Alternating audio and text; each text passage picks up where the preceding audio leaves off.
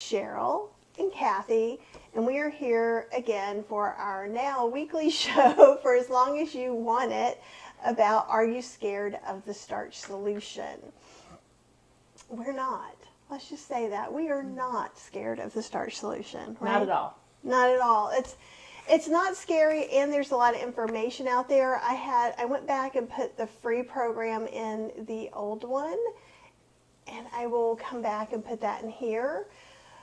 So, hey Justine and Cheryl and Mona and all these wonderful people, and all of you who are not saying hello.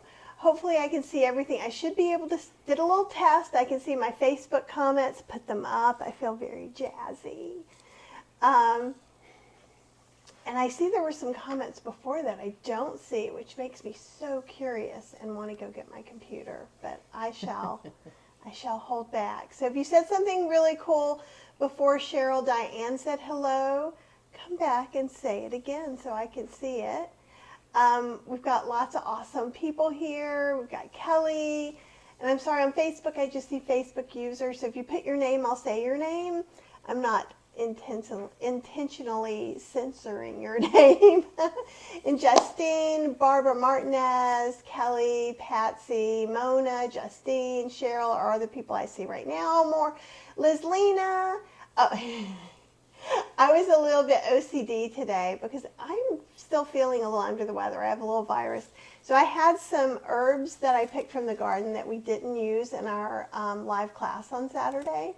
So I was like, let's make a little setting. Let's have it. Let's have that. So I appreciate that you noticed very much.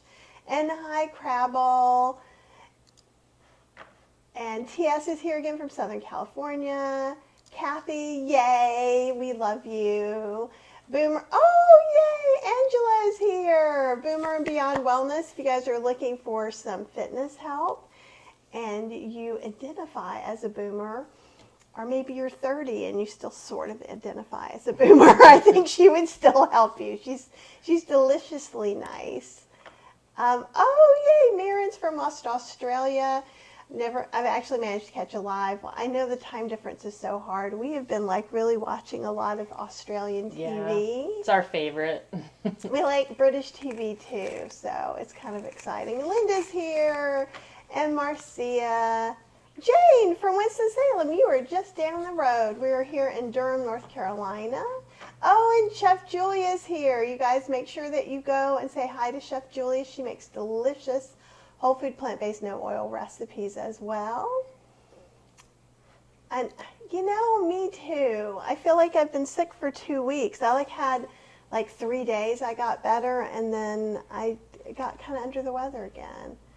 The basil does, and I have a bunch of different kinds of basil. So I have just the regular Italian basil. I've got some of this Thai basil, which makes these beautiful flowers and are delicious in rice paper wraps. And I have some lemon basil, which I cannot recommend highly enough. It's got this beautiful lemon aroma. Oh, Jackie from Texas is there too. Excellent. And Betsy, sorry. Aha, and Joanne is in Florida waiting for the big blow. It's coming now and throughout the day and evening. Stay safe because you are on that area, right? So we'll be thinking about you. Everybody keep sending good thoughts to Joanne and everybody who's going through the new hurricane on the East Coast. Yeah, we need to check in on Mom and Dad in a little bit to make sure they're in getting Ocala. Ready. And Janice says, my herbs look much better than hers since they were all eaten by some kind of moth. Oh, well, if you just can salvage a little bit, you can root it. The reason I have so much is that I was really good about cutting off the tops, and I put it in water and root it. And if I don't use it, I plant it in some other planter. But outside the kitchen door, I had some baby greens that were doing really well because it's shady. And I looked out one day, and they are gone. Some beetle or something ate all of them. All right. So you guys are awesome. And I may not say hello to everyone, but I'm going to try and do my best. Oh, we have someone, Nana Rocks. That is an awesome username. And Nona. Nona. is from Rome. So that is amazing. Okay, so we're going to start talking, or I'll just hang out with you guys all day. So, because I'm a little cranky, and whenever I'm with you guys, I'm less cranky. So that makes you happy, doesn't it? I get cranky when I get sick, but I also like hermit myself. You do, but you're still like unbelievably cranky and So cranky. And like, y'all, I just can't even explain to you how the cranky is right now. I'm just glad you're here to tell it. I would tell you, but see, I'm laughing about it now.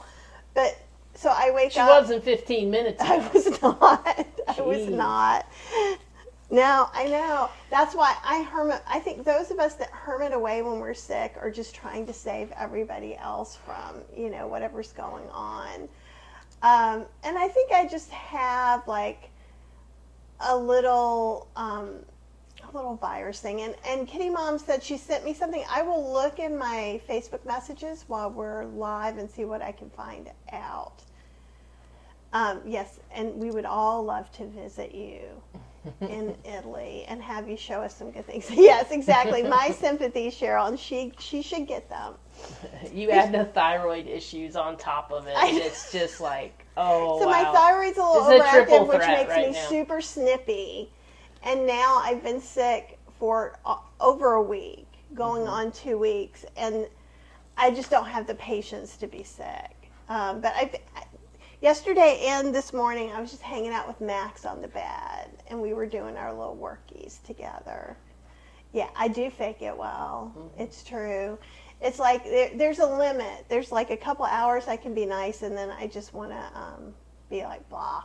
Mm-hmm. Okay, so topic of today is do we feel deprived? Do we feel deprived? And I would also like those of you who are watching who do whole food, plant-based, no oil, which is a lot of the people that I'm talking to. Tell us either do you feel deprived in the comments or what you do to not feel deprived. So one of the first things that, I do wonder about that. And that is a great question. I met with Stacy this morning and I didn't ask her that, but I do wonder if I am detoxing because right now I think I've released the weight to about 2021, end of 2020, when I had some depression and anxiety issues. Mm-hmm. And I'm wondering if some of that, as I'm releasing some of this weight, if that is doing some of it. I was expecting to feel a little more yucky and cranky when we first started eating this way, but I really didn't. And Cheryl, why don't you talk about that? And I am going to just look that up really quick. Talk about... Do you feel deprived? Oh. So Cheryl. Sorry. Now, since you've been on McDougall for 7 or 8 weeks now? Yeah, well over a month. So it's been at least, I guess it's been about 8 weeks. Something like that. I think we're getting up on the 2-month mark. Mm-hmm. So, in the first 12 days, we really were nitpicky. And then we kind of decided in the past couple of weeks that we are team 90%, mm-hmm. with 90 to 95%, with the other 10 to 5% being vegan, as close to whole food plant-based as we can get. So we're not mm-hmm. going out and getting Beyond Burgers and fries for that 10%. We're still being very, very mindful of what we put in our mouths.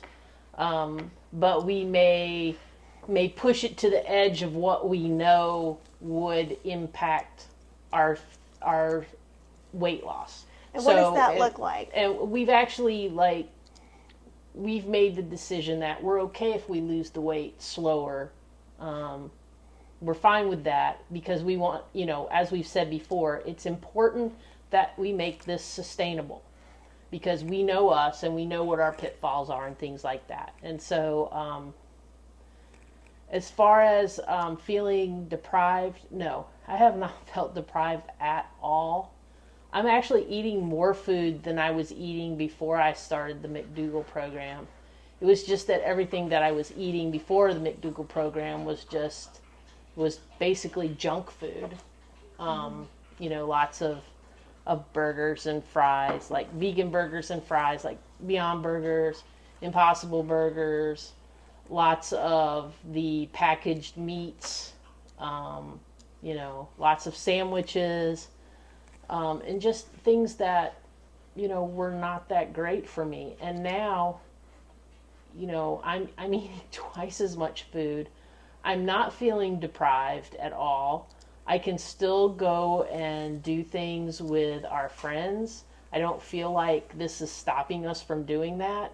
We just have to plan better. And I think we've been, trying to drive that point home, is that planning when you're going to do something helps you so much to stay on task. So we've went to the Cheesecake Factory with friends of ours who are meat eaters. And we took our own salad dressing, and we were ranch. And I still haven't put the ranch up because I haven't been feeling good, but I've started it, and I will be making the ranch dressing and 2 cheeses on Chef AJ's show next Wednesday. So, we went to the Cheesecake Factory. We had the vegan Cobb salad.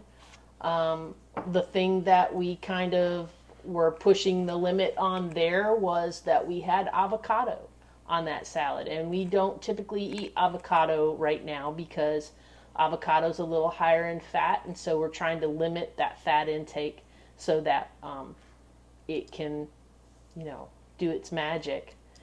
But even then, like, we were there to be social. Right. We were there to talk to our friends and to catch up with them and to see how they were. And we actually split the salad. We didn't even each get our own. We split the salad. I don't know when the last time was you went to Cheesecake Factory, but everything is giant. It's like Disneyland for bad food. But they do, the vegan Cobb salad isn't bad. But there is some avocado that you could get off, and I think there were some pumpkin or there was some sunflower seeds, some kind of seeds, and you could have gotten it without that. But literally, there's like 7 cups of lettuce and like a half a cup of carrot, a half a cup of beet, a half a cup of whatever. And nobody blinked an eye about us asking for dressing. And if you're in a pinch, asking for dressing. Oh, yeah, not asking for dressing, and bringing our own. But if you're in a pinch, just say, hey, go in the back and get me a side of balsamic. Yeah. Right? I would have liked to have tried the black bean burger patty. But they did not have that. All they had was Impossible Burgers. So your mileage may vary on whether your Cheesecake Factory still carries a black bean burger. Because I was kind of curious on how that was. And let's be clear, we think the black bean burger probably had some oil in it. Yeah. So our kind of 90%, for those of you who may not have watched before, is, again, we're doing as much whole food plant-based as we can. We're doing whole food plant-based, no oil, 90 to 95%. Mm-hmm. So, and what that means to me is, like, if we go to a bowl restaurant, probably that broccoli had a little oil on it, or some of the vegetables may have had oil. Like, we actually just found out, one of you guys told me Kava plain hummus doesn't have any oil. It does have tahini. Mm-hmm. So again, it depends on what you're limiting in your diet. Because there's so many different versions of the no oil diet out there, right? So we do the starch solution. There's also the maximum weight loss. There's Chef AJ's maximum weight loss. Well, Chef AJ's Sophus is what. So she takes out alcohol, avocado, flours, sugars, oil, and salt, and maybe it's being aware of some of the different ones. Because, like, if you're looking at, my neighbor is eating turkey tetrazzini every night and cooking out, then maybe if you're missing meat, that could seem like maybe you feel a little deprived. But I think when you look at all the different things and also compare it to how you feel. So most of the people that have been asking me if I feel deprived, or they feel like they've educated themselves quite well on Dr. McDougall's starch solution. And that's not always the case because I still get can you have bread? Can you have pasta? Can you have coffee? Can you have nuts? Right? Some of those things are personal choices. So the only thing on Dr. McDougall's starch solution is no coconut, no oil. Why no coconut? Because it's mostly oil. Now, if you're trying to lose weight. Don't cook with salt, but you can add it for taste. Right. Well, that's not a rule, though. He just says you can use salt and sugar to make the food palatable. And so one of the things I'm trying to do is say, sometimes we want to latch in on how we can make this as restrictive as possible. And I did the same thing. So I was like, hey, Stacy, I think I'm going to do the maximum weight loss during the 12th day. And she's like, let me talk to you about why I think you shouldn't do that. And she was right. She has worked with 80 bazillion people, and she was right on. And so I think what we do is we go, okay, look, I have diabetes, or I have fatty liver, or I've just decided I am fatter than I want to be, and I would like to move around easier. Whatever it is for you. Doesn't matter. Like for me, liver was the trigger. As I lost a little weight, I felt better. And losing weight helps my condition. Same thing with Cheryl's diabetes. Losing some weight when you're overweight helps those conditions. So you can be on Dr. McDougall's starch solution and not need to lose a pound. It's just most questions around it come in with weight loss. So realize that the maximum weight loss plan is a weight loss plan. The starch solution, while many people who are overweight lose weight and get healthier, if you are a thin person, actually we have a couple of thin people in our group. So they're eating. Some people that are eating on the McDougall starch solution actually need to gain weight. Right. So it's very individualized. So for us, we are really limiting our nut intake. Nuts, seeds, avocados. Like, if I have some cashew milk or almond milk, I'm okay. I'm using an almond yogurt because it's the only one that doesn't have coconut in it. And I'm not making mine at home right now, which is going to change. But we're not having huge bowls of milk with cereal in it or anything like that. We're using it like a condiment. Yeah, I mean, I have some in my herbal tea today.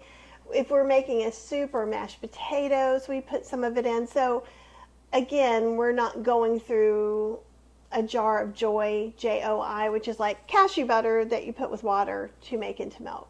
Is it better than using cashews? It's all up to you. It's all the same, and it all ends up being the same calories.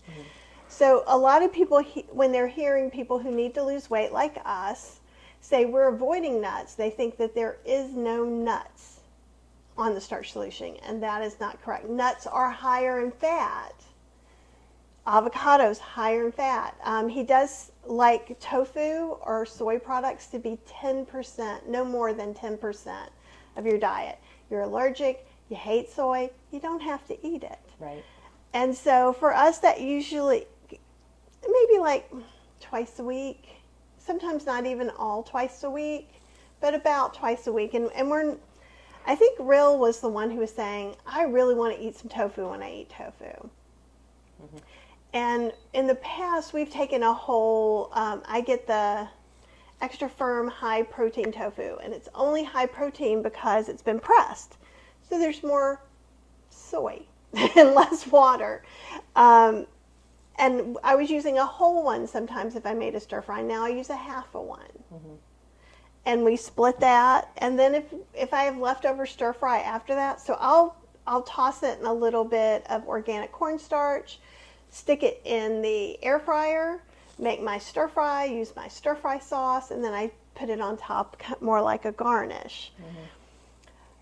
Beans are also great. Starches. There's the only thing, like Dr. McDougall says about beans, if you're doing a Mary's Mini, which some of you may have heard of, which is more restrictive because you're trying to be more, let's say, some good reasons. We've talked about when we go on vacation, when we come back, we're probably going to do a Mary's Mini.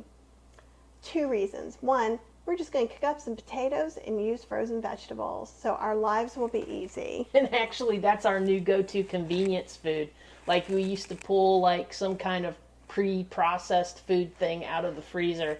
Now we always have some rice in the freezer or some potatoes in the freezer. So now, if it's a day when the fridge, I'm sorry. That's okay. And if it's a day when we're just really super busy and both of us haven't had time to even like think about doing something in the kitchen, or you're just wore out from doing too many things in the kitchen, Or being sick again. we just go like, we'll both like, I'll bring up the vegetables she likes for her. I'll bring up the vegetables I like for me. We have a freezer downstairs. We steam them in the microwave and add either potatoes or rice with it. And basically, boom, we've got a Mary's Mini. And we'll just do that. And so Mary's Mini is meant to be, so like if you're like, I have all the cravings. So if like you were sitting here watching this going, I feel so deprived because I miss my nachos. I'm a nacho girl. Yes, you can make compliant nachos. Mm-hmm. But if I can't eat compliant nachos every day. Right. So if I was starting to do that, I might go, okay, my taste bud thing is out of whack. Mm-hmm. If a piece of really sweet fruit isn't satisfying and I'm wanting a cookie because I want something sweet, then maybe it's time for me to reset my taste buds, which sounds like malarkey. Mm-hmm. But it's crazy. It's crazy. It works. And it does. And then because I was like, I really like flavorful food. I don't really buy into that part of this, but I want to get healthier. And I do use a lot of herbs and compliant sauces, compliant herbs, things like that. But what it does is it gives you this time to just kind of get off of it. It's like, so if Dr. McDougall has said several times, if all you do is 3 times a day, for the rest of your life, you eat a baked potato and green beans, you will survive. Mm-hmm. Now, it's not just about surviving. So if you're a picky eater, maybe you can find 2 or 3 things that you like. And if you're missing something, I found there's always a compliant way to do it. It mm-hmm. just does this trigger you mm-hmm. into a space where, because I love a good queso. I have like 4 queso recipes. I'm going to make my oat queso, which you can get at healthyslowcooking.com. That's rolled oats, water, and powders. And it's creamy, yummy. And then you could I put that on potatoes. I put mm-hmm. it on vegetables. Mm-hmm. Chef AJ turned me on to these Mi Rancho Thin-Credible corn tortillas. We cut those up and air fry them. And I'm living my best life just as good as if we go somewhere mm-hmm. out and spend $50. I think it's also very helpful that it costs so much to eat out, because now I feel a little bit like, okay, this doesn't make me feel good. I've spent a lot of money, and it doesn't take that much effort. Like, to make this queso, I just have to put stuff in a blender and deal with the blender being on for 2 minutes. Mm-hmm. That's less time than it is to go to the car and wait to get seated at a restaurant. Yeah. And let's see. Mona's saying she's struggling with energy. Any ideas? And someone later on was saying something about address your hydration. That was Angela at Boomer and Beyond Wellness. And I would also look, because I believe you are eating Chef AJ's way, and I would make sure you're eating enough food. Are you feeling hungry too, or is it just energy? And then, Mona, I think you've been eating this way a while. So the other thing, if that's not the case, and maybe you got getting back on track, I'm wondering if, like what Angela said for me, if maybe you're detoxing a little bit too. Mm-hmm. Did you feel any kind of? I've had nothing but, aside from when I had poison ivy and my whole body was just like run down trying to fight, because I'm highly allergic to poison ivy, and so my whole body just like tries to fight it. Aside from that, I've had like a tremendous amount of energy, much more than I had pre-McDougall. Now, that's not to say that at some morning I'm not going to get up and be like, oh, I'm just tired. But so far, I've been taking Max for a W. I don't want to say the word. We'll have doggy meltdown. We don't want to melt down. But, and this weekend I went paddling with a couple friends from the program. Who went through our cohort. Yeah, they camp, and so they do RV, so they're here, which is cool. Usually when I go paddling, we are only out there for about 30 minutes or something like that, and then everybody's just done. But we were out there all day long and paddled further than I have paddled in a while, and it felt amazing to be on the water. It felt amazing to be with friends, and just then we had a little picnic afterwards of all compliant foods that Kathy helped me make the night before so that we could have a little picnic. So those of you who are in the sauce class, we used the Italian dressing, and Cheryl made a pasta salad. Mm-hmm. And then I had made I didn't know what I was making. I roasted an onion, and there's an onion cream sauce, like an onion sour cream on healthyslowcooking.com. I basically made that, and we put a few things in it and used it like a little bit of mustard and made it like a potato salad topping, and it was really, really good. So I took a little bit of that in case somebody didn't like the pasta salad. They could have a little bit of the potato salad. We made chickpea salad, so like tuna chickpea salad. Chickpea salad. And we use the same onion mayo. So, I think that's one of the things, too. When people feel like they're going to be deprived, they're like, well, I can't have anything crunchy. I can't have anything creamy. I can't have anything sweet. And I say to you, no. Fruit. So, even on the maximum weight loss, I believe you get to have 2 servings of fruit. The starch solution is like 4 to 5 servings of fruit. And I mean like servings. So, not like all that you can hold 4 or 5 times. But you do get that sweet. And I've been making creamy pints that are compliant. So I feel good about that. So we get to have our ice cream when we want our ice cream. You've been eating more fruit. I love fruit. Yeah, I even as a kid, I never really liked fruit. I would eat bananas in cereal, and that was about it. Like my mom would cut the bananas up for me and put it in Oreos or something like that, and I really enjoyed that, and I did like Raisin Bran cereal some, but that was the only time that I would ever eat fruit. Like I would eat watermelon when we went south to visit relatives, just because it was like this kind of cool thing. It wasn't that I so much liked it so much, it was just that my Uncle Bill, who was crazy, would take a giant watermelon out of the back of his truck. He would put it on the hood of his truck and take out a big old hunting knife and just start cutting that thing on the hood of his truck. And it was just like, it was this thing that I always looked for because he was so eccentric. And so I would eat watermelon then. But, once I got into my 20s and beyond, when I was basically feeding myself, I was like, I'm going to eat stinking fruit, That's just... Well, and you've gotten where... But I love it now. She especially loves it when I cut up her oranges. Yeah. So I'm trying to teach her how to cut up the oranges the way I've been cutting them up for her, so she can make the orange. But oranges, I used to only suck the juice out of it, and I would leave all the fiber, and it would make her crazy. She was like, "You're so wasting crazy." It. That's just suck the juice out and leave it. I just cut all that up. We could have just bought you some orange juice, right? But and grapes. Grapes are my thing right now. We've been finding a lot of really delicious grapes lately too. So that's the sweet thing. Crunchy. So the chips, the corn tortillas that we put in. Also, there is an almond flour, oil-free flour tortilla. And you could put that in there and maybe even make a tostada, or you can make a tostada with a corn tortilla.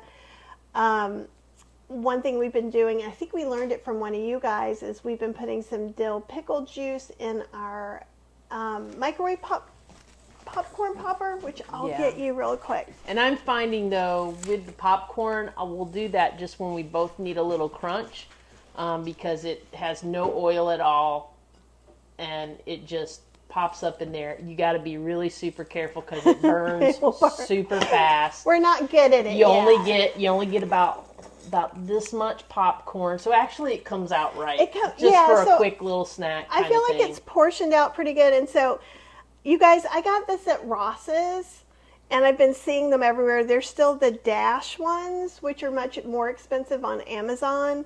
So basically, you measure your popcorn in here, you turn it over, and for those people who are vegan, you could put some vegan butter in there. But what I'm doing is we're putting 2 tablespoons from the jar of dill pickles, which is, it's perfect. It's not overly salty, but it gives it a little bit of flavor, and then it's all popped up and ready to go. But we limit how many times a week that we'll do that, because it is a dry food, and it leans a little bit more towards being more calorie dense. Is that the word that I want to use? So I'll do just a second on wet starches versus dry starches. Yeah, that would be great. And I want to say going back to Kitty Mommy, I did see your note, and it was, did you watch this thing from the Plant Food Dads? And I haven't, but I will address it. I'll go watch it and I'll address it and whatever. And now I just totally lost what I was going to. You were talking about wet.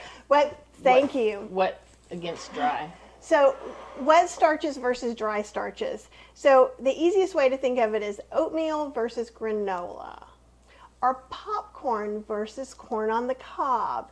And all that happens, so like, I don't think we have a big calorie density chart, but we have Chef AJ's. We have Chef AJ's, okay. And you guys are not going to be able to see this, but I will tell it to you and I'll show it as. So there's these different parts. I know you can't see that. But so you see this big red line. You're supposed to eat to this side, the green side of the red line. And calorie density is about average calories per pound. This is one way of looking at food. I know there are other ways of looking at food. But for instance, non-starchy vegetables like greens and things like that are 100 calories per pound. Fruit is 300 calories per pound. Potatoes, whole grains, legumes, 400 to 600 calories per pound. Then we go to nut seeds, nut butters, and tahini, 2,800 calories per pound. Oils are 4,000 calories per pound. And then there's some stuff like bread, sugar, refined complex carbohydrates are like 1,200 to 1,800. So if you think of this, it's kind of like the same thing. So Dr. Lyle said, yes, if you put your potatoes in the air fryer and crisp them up, you probably are upping the calorie density, but not enough to make a difference and enough to make your life happy, right? So that's where we're looking at this. So when Cheryl's talking about I ate a lot of bread or I ate a lot of this, also we are, even though we're not on the maximum weight loss, we are in this right now trying to lose some weight. So therefore we are really tricking it out a little bit. Like maximum weight loss, there's no bread.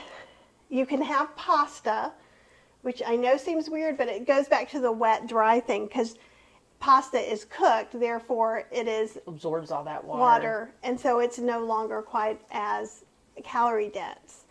It used to be Mary's Mini had corn tortillas, and I've heard that maybe it doesn't, but I don't know that for a fact. Yeah, because when you were looking at plans, that was you were thinking like, about corn tortillas. She was like, if I can have corn tortillas, I'm in on the Mary's Mini. Well, because I was like, well, that would be so easy because corn tortillas, corn on the cob, and grits. I'm like, it's the Southerner's delight. Yeah. But it also depends on why you're on Mary's Mini. If you're, I feel like, it wouldn't be called Mary's Mini anymore.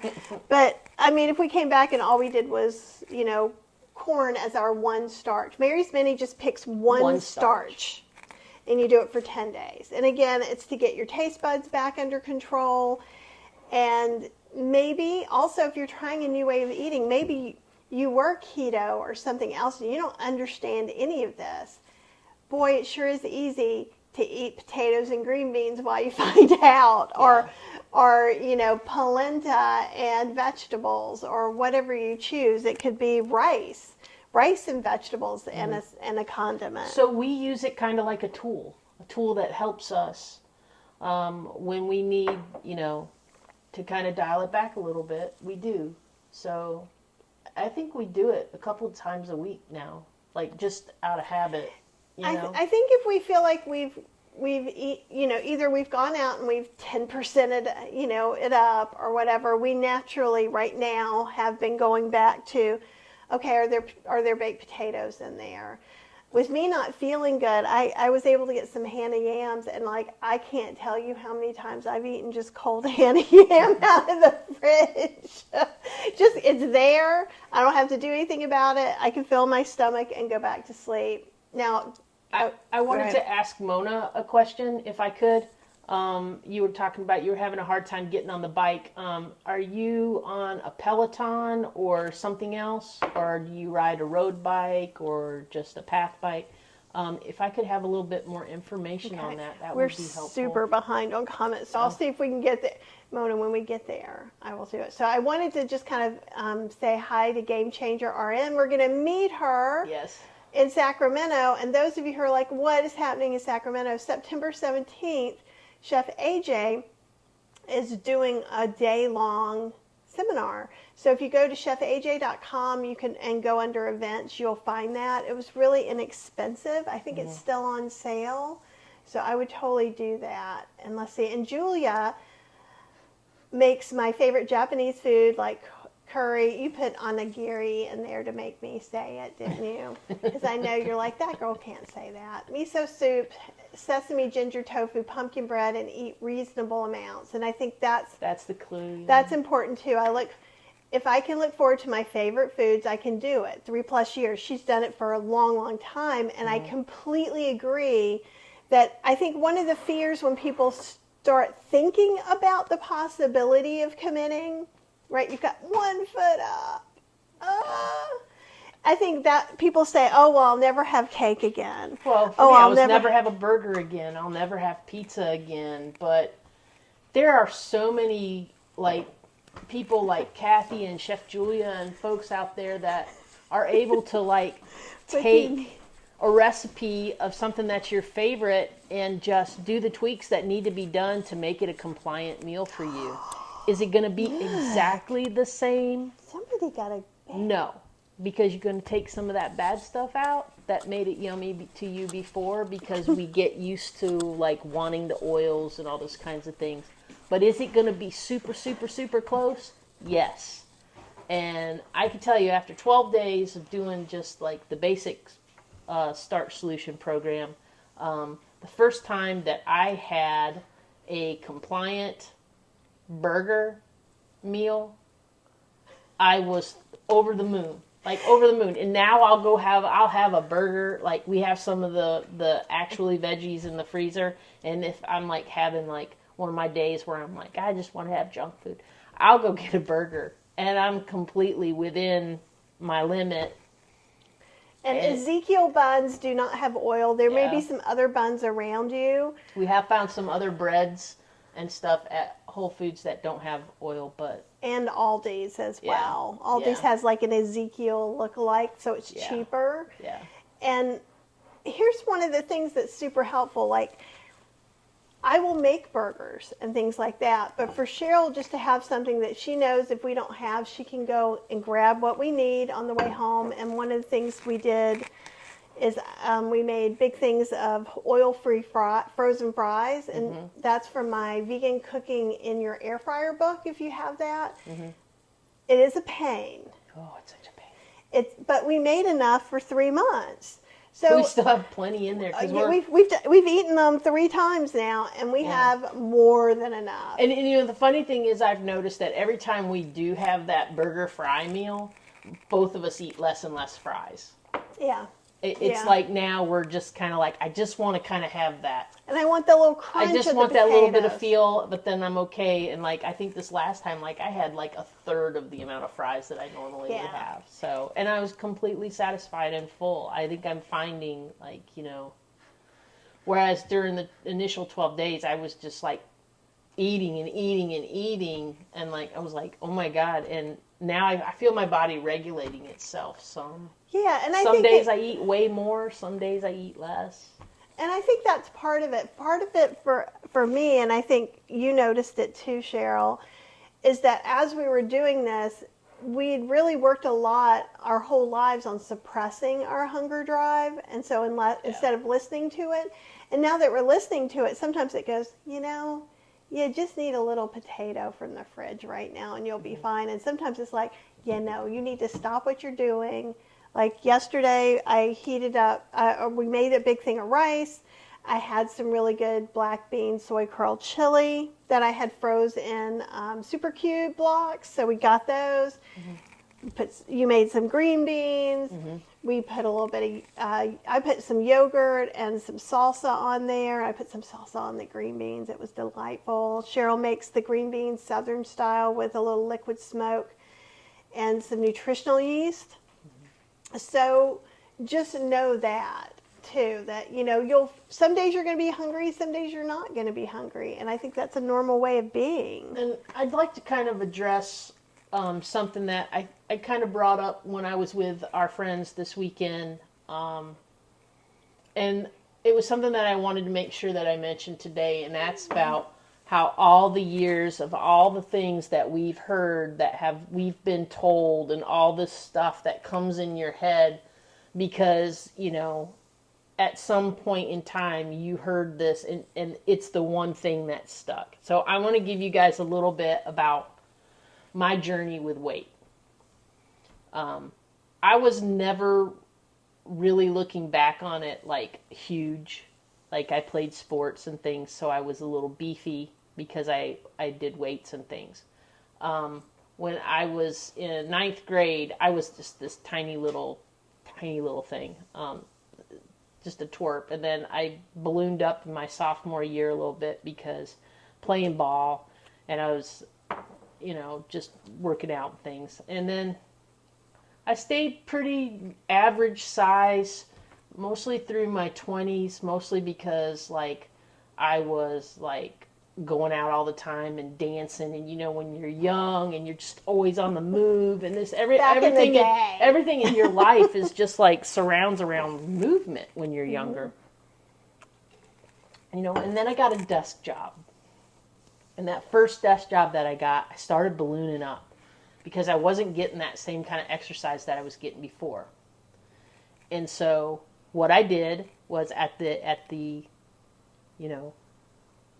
request of my family to do something about this weight that I was gaining, I went and did Weight Watchers because another member of my family did Weight Watchers, and that's how she kind of kept herself in check. And I was always like, well, I really respected her. She's very thin. She's always been very thin. I don't know why she needed Weight Watchers. But, I just was like, okay, I'm going to do Weight Watchers. And some of the things that I did while I was doing that was, now I think back about it, I was like, how could I even believe that was true? So at one point I was like, well, I don't like water. I never drank water until probably the past 5 or 6 years I started drinking a lot of water. And I didn't even drink tea back then. I drank sodas. I drank diet sodas, caffeine-free diet soda, because the woman at Weight Watchers told me that's zero points. And I can have all the caffeine-free Diet Coke that I can handle, that I can hold, because it's just like drinking water. So for years and years and years, I was like, well, I'm not taking a hit for my sodas because I'm drinking all this fake sugar and all that stuff that has probably contributed to my body going, what is going up with glucose? So then, during that same time, I was playing the numbers game, and I would starve myself for days so that I could go to Chick-fil-A on a Friday night and get a Chick-fil-A combo and a milkshake. But I would starve myself, and I was always hungry, and I was always grumpy. And then she's not nice when she doesn't eat. No, I am a hangry person. And then from there, I quit the Weight Watchers stuff, but then the way I was trying to live, and I still needed to lose weight, and then I bought into all the things. I tried the Beachbody stuff. I tried all these things, everything that would pop up, that a new thing.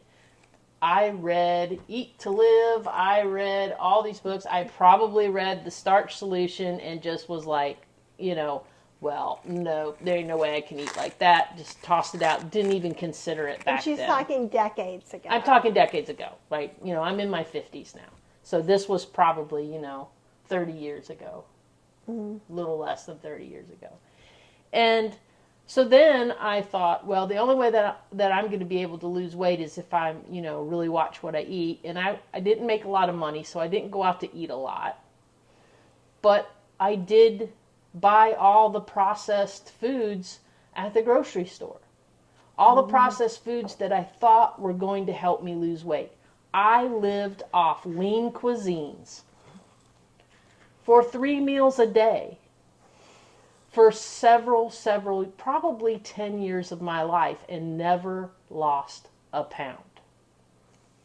And would just gain weight. And then when I cooked at home, I was cooking boxed macaroni and cheese. I was cooking, lots of spaghetti. All the things that were super cheap for me to get at the store. And I just never really, put it all together. And then over time, it just kept growing and growing. But all these things are in my head from all these people. Like, I'm thinking of the Starch Solution. I was like, I can't eat like that. I'm a diabetic. I can't eat all those carbs, right? All these things going through my head. And it's been a process over the past 8 weeks for me to just totally desensitize myself to all these messages that I've gotten my whole entire life that I am sitting here disproving.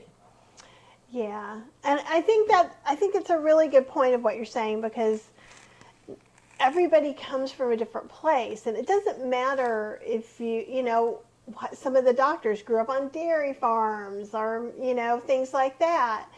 We all come from these different backgrounds, and it's very interesting about how we can all kind of come together on this, and it just makes it a little easier. But I think kind of like what you were talking about is I think what I hear from some of the people that are contacting me, which is, I'm really scared that this is going to make my life hard, that my life is not going to be good, that I can't visit with friends, that I can't ever go out to a restaurant. And Justine said earlier, let me see if I can find that she was in LA, and I'm super surprised by this. There we go.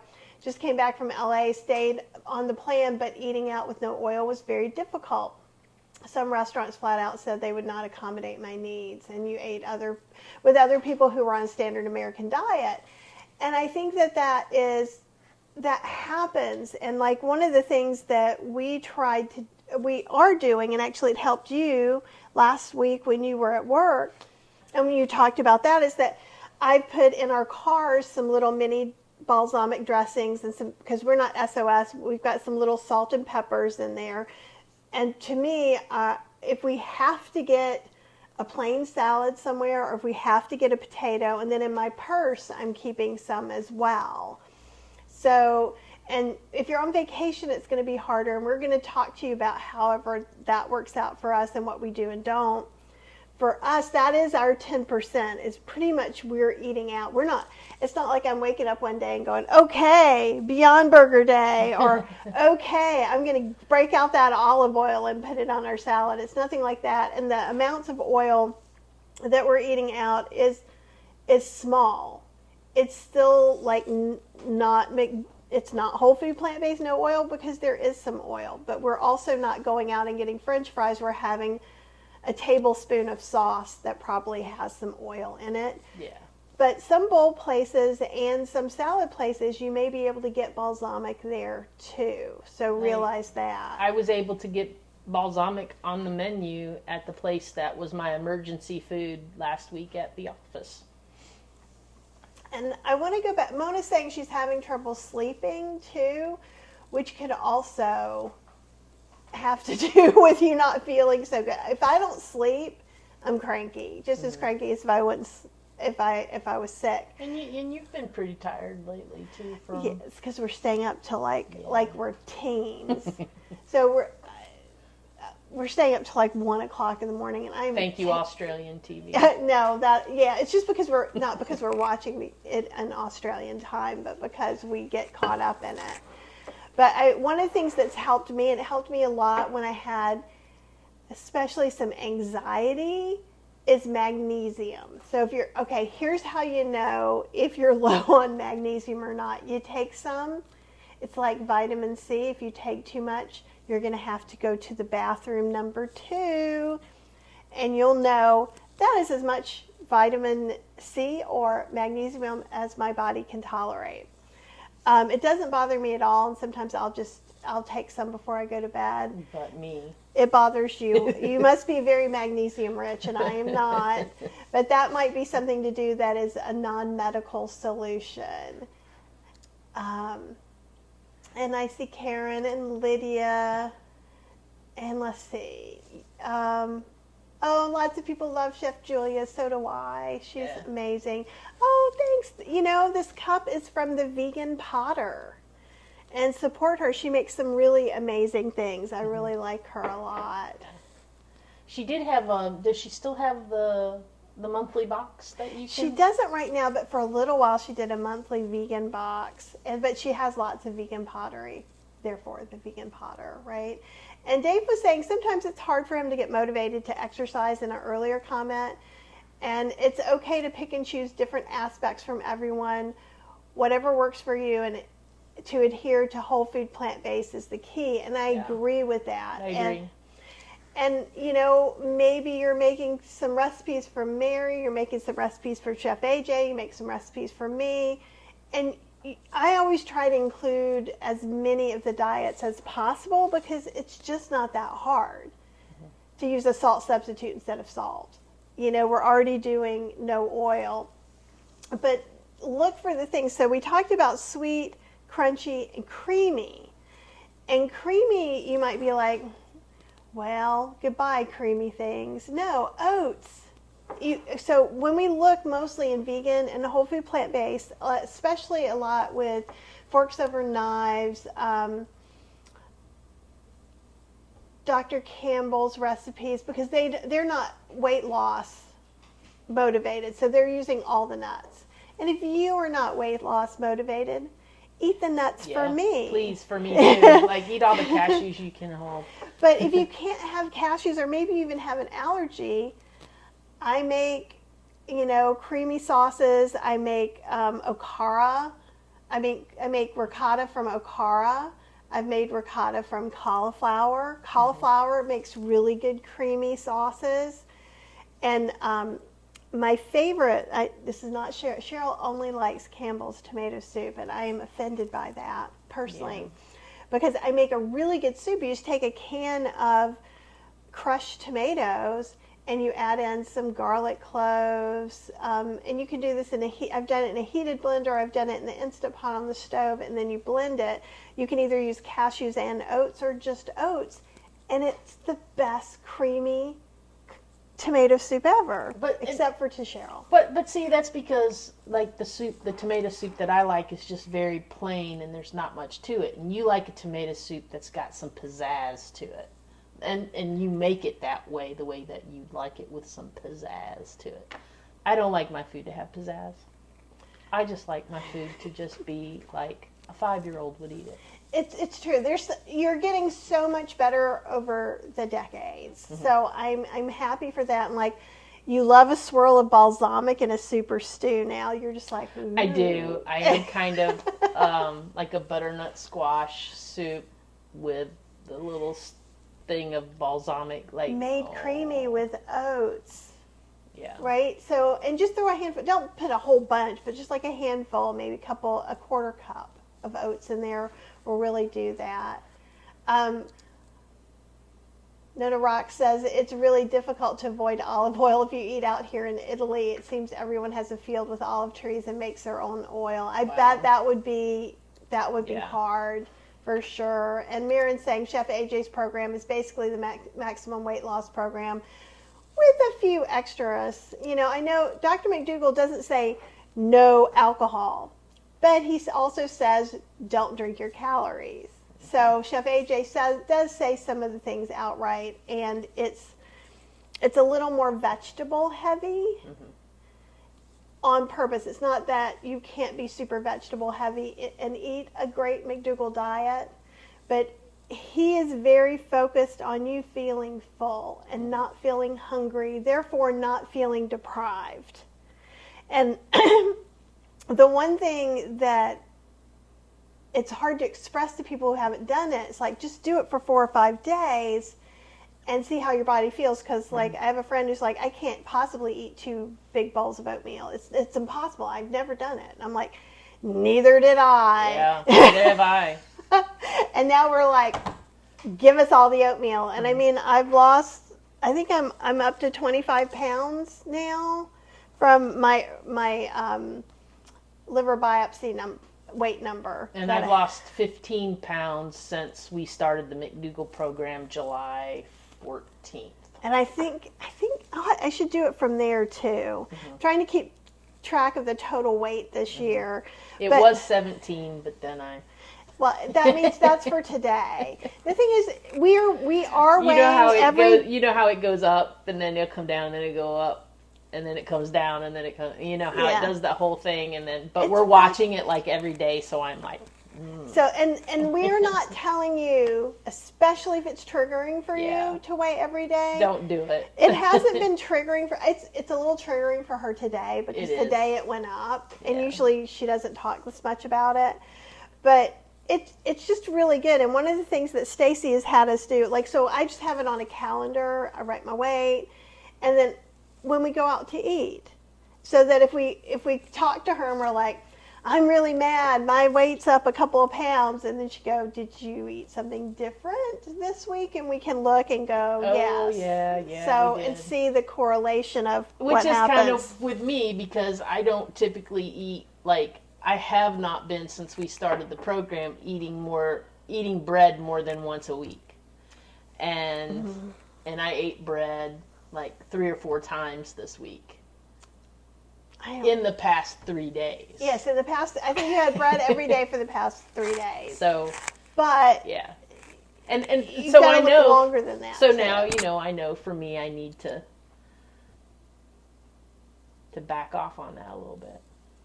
Yeah. And I'm just putting up some comments too from people that are saying, it is okay to be flexible. And again, I will give my recipe developer disclaimer. I am not a doctor, neither is Cheryl. I develop recipes. That's my job. So if you have a heart issue or some very serious health condition and your doctor's, maybe you're with Dr. Estelstein, and Dr. Estelstein who has the strictest program, is like, this or heart surgery. Yeah. Don't listen to us. Do what Dr. Estelstein says. Yeah. If you are a person who's like, well, I'm doing Starch Solution because I want to just feel a little better or whatever, this is our experience. And so far, I mean, I keep losing like about 2 pounds a week. Yeah. And like I had lost another pound, but that was I spent a whole day in bed. So I think from being sick. Yeah, I mean, like Stacy pointed out this morning, like, I still lost weight from the last time that I weighed. I just didn't get to have that magic number that I hit in the middle of the week that I also thought was a magic number.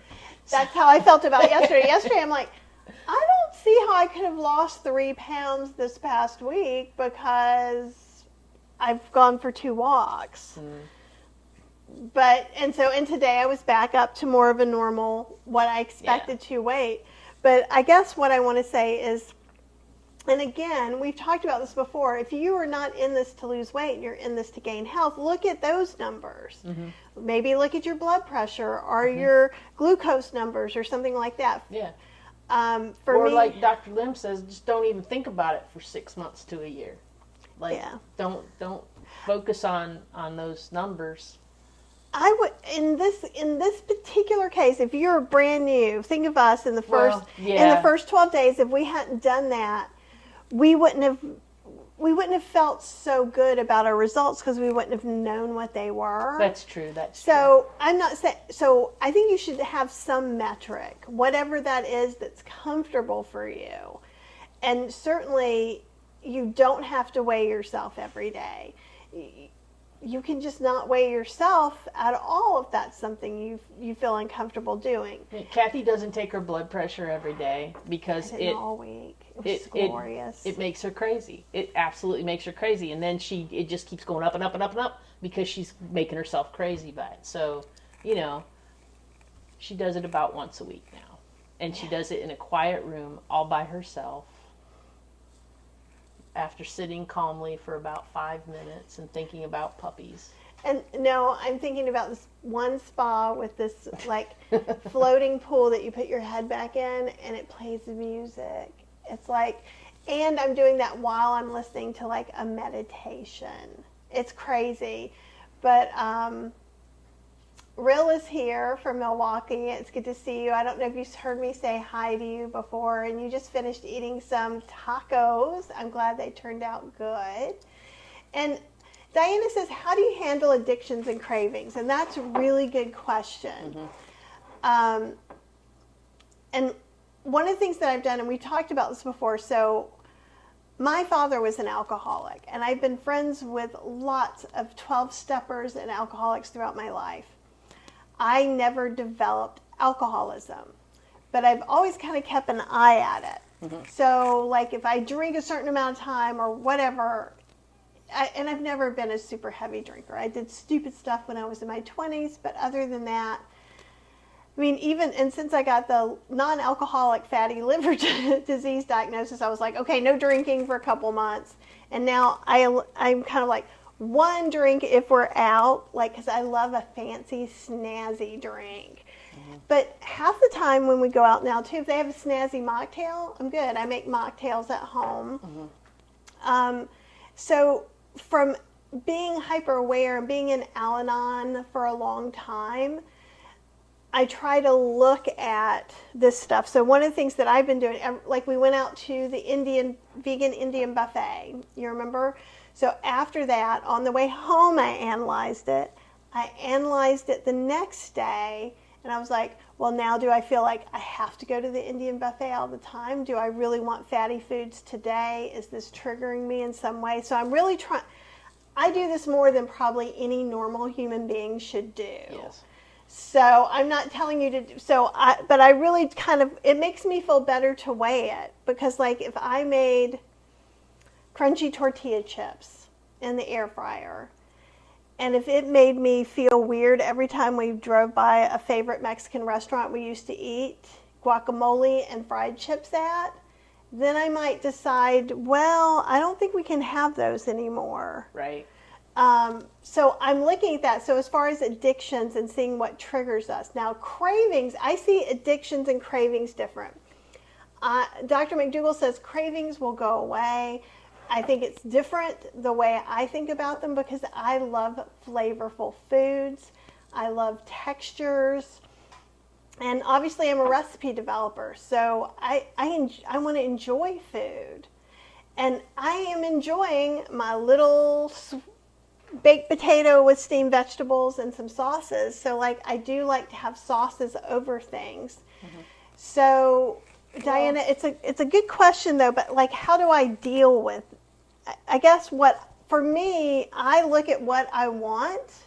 And then you make something. And I make something that's comparable, that's compliant. Right. So, for instance, several weeks ago, I was wanting something like brownie-ish, cookie-ish, something like that. So, Kathy made me some compliant banana bread. Yeah, I made some little banana chocolate chip bread, and they're just super tiny. Well, they're not little tiny mini muffins, but they're way smaller than I would have had in the past. They're regular muffin size. They're just in little squares, and I went ahead and just made some, and I immediately left 2 out for us and froze them. Mm-hmm. And we've been eating on those for over a month, and there were only like, I don't know, like 8 or 9 of them. Yeah, it's been a long time. But also, which helps with that, and I don't know if this would help you, Diana, some, but when we make something like that and then we put it immediately in the freezer, one of us has to take the effort to get that out of the freezer and thaw that thing out and heat it up a little bit. And, you know, it's not something we can just reach in a bag and have. Like, if we had something that we could just reach in a bag and have, it would be gone immediately within 2-3 days, I think. Yeah, so I think foods that you, and I'm gonna change addiction to foods that you tend to overeat on, because that rings more true for me. That we try to limit them. So like the corn tortillas, the Thin Credibles, they're in the freezer. Yeah. So I have to go get them, microwave them, and then cook them before I can have my crispy treat. I'm not going to cook. Before, I might have cooked a bunch and put them in an airtight container for the week, and that's not going to happen now. The same thing, we used to pop a lot of popcorn, and now we're popping a little bit of popcorn. So we're looking at portion control. We used to, prior to Dr. McDougall's program, we used to have popcorn cooked in oil every night, just about. Yeah, and it wasn't, well, it doesn't really matter. And we had 2 big bowls each. Yeah, because it was delicious. But we've split this one, and I don't feel the same way. So I guess one of the things is I wonder, and maybe you can tell us a little more, Diana, are you doing the starch solution or something now? Because I do feel like just eating this way has lessened our cravings and lessened our addiction or overeating tendencies a lot. And we're not, so like if we eat dinner, we might go, oh, I'm still hungry. Oh, I've got some little potatoes cooked up. Let me throw those in the air fryer. And then maybe I'll make a little dippy sauce with some yogurt, vegan yogurt and sriracha for me. Like if we have a sweet tooth after dinner, we go grab a piece of fruit, and that usually takes care of it. I've noticed that my taste buds, like, I'm craving like sweet stuff so much less than I did before. Like, I used to have some kind of dessert every night, and I can tell you I was not going for the fruit. I was going for the bag of Oreos. Yeah. And that doesn't happen anymore. And I thought, honestly, because like they made gluten-free Oreos, so like I've been able to eat some gluten now that my inflammation is down, because I don't have celiac. But we were getting gluten-free Oreos, which are vegan and terrible for you. And I really remember when we started this, I was like, gosh, I wonder if I'm really going to miss those. And I don't. No, it's not like I've ever been like, did we leave anything in the pantry or anything like that? And I think I've talked about before that if there's an addiction, if either of us have an addiction to something, I would say mine was an addiction to convenience foods, and one of them high on that list was pizza. I still have not had a pizza, and because I'm still not ready for a pizza, but I will at some point. You feel ethically opposed to pizza without cheese. I do. Too. I do. Now there are two things we can do. So maybe this is a good way to talk about this, because now I want to try. Julie Hassan has a pizza book, and she did put some oil in the pizza dough. I always left it out, but it's like a no need. You make it that day, and then we would make pizzas. So when I was told I couldn't have gluten, we stopped doing that. But I need to try Summer's Foxy Moxie. I want to try and make with oats instead of cashews and see what happens. And then I'm going to make us some of those pizzas. Now, you could go out and you could get a pizza with no cheese, with lots of vegetables. And the reason she doesn't want to do that is like she wants a cheese pizza. The other thing we could do is have that be part of our 10%, 5%, and maybe have just a little bit of vegan mozzarella, like Miyoko's. Or I also make mozzarella cheese. So I have a shreddable, meltable blend. If you look on the YouTube channel and look under, I think it's pepper jack cheese, and it's super easy, and you can make that with no oil at all, and beans or oats. Yeah, and prior to the McDougall program, one of the reasons why I'm like having a problem with the pizza thing is because that was one of the last holdouts that I had that I ate real cheese with. So like a week before the McDougall program started, I ordered a pizza from Domino's and got a cheese pizza with black olives on it. And it was real cheese. And but she likes a lot of the regular vegan cheeses I too. do, but I don't always particularly like them on pizzas because I feel like places that you get them at Not out. She likes the Miyoko's mozzarella. At home, because I found that when I would try to get a vegan pizza out, they would always put way too much of the vegan cheese on there, and then it would feel too actually greasy to me. And because it's pretty much just oil. That's why. And I'll see what I can do. I know I said I would see last time, but I really haven't been feeling very well. good. And I'm not ready yet, so Yeah. we'll get there. We'll see. And Janice says she's been eating steamed broccoli and baby potatoes with a healthy cheese sauce every day. So much easier than making a recipe. Yep. And that is one of the reasons why Mary's Mini is so popular. So I think some people see Mary's Mini and they're like, I have to eat this way my whole life. And some people are going to be like, oh, I don't have to think about food. This is perfect. And Joanne says she's been doing beans for protein lately, trying to use up some of her Rancho Gordo stash. We've been using a lot of Rancho Gordo beans lately too. I don't know if Mary's Mini was in the last bundle, but something from Dr. McDougall was. Mm-hmm. If you want to know more information about Mary's Mini, you can go to Dr. McDougall's website, and he has all sorts of information about the Starch solution, Mary's Mini, the weight loss. What do they call the weight loss? The Maximum weight loss. Yeah. I keep thinking ultimate weight loss, but that's Chef AJ's. And Real says, no, I don't feel deprived, which is awesome. And that's a great point. Dance Long 100 was like, you can have potatoes and rice and have diabetes.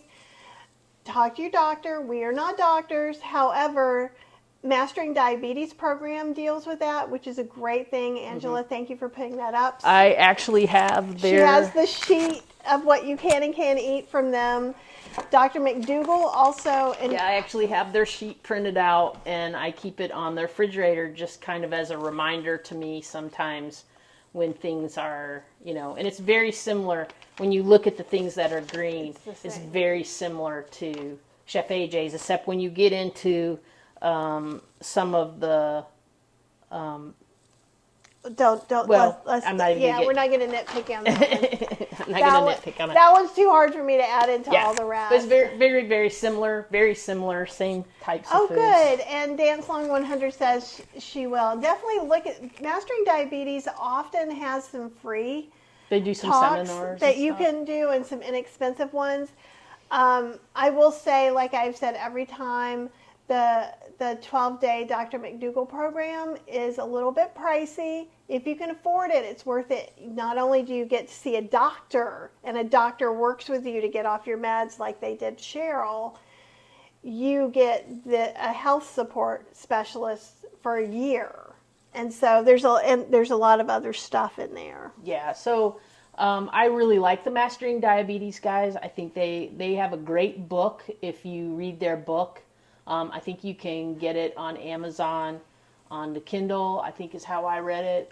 It's a great book, and it gives you lots of information on why your body's doing what it's doing and how eating this way can help, change that around. And I followed them for a while.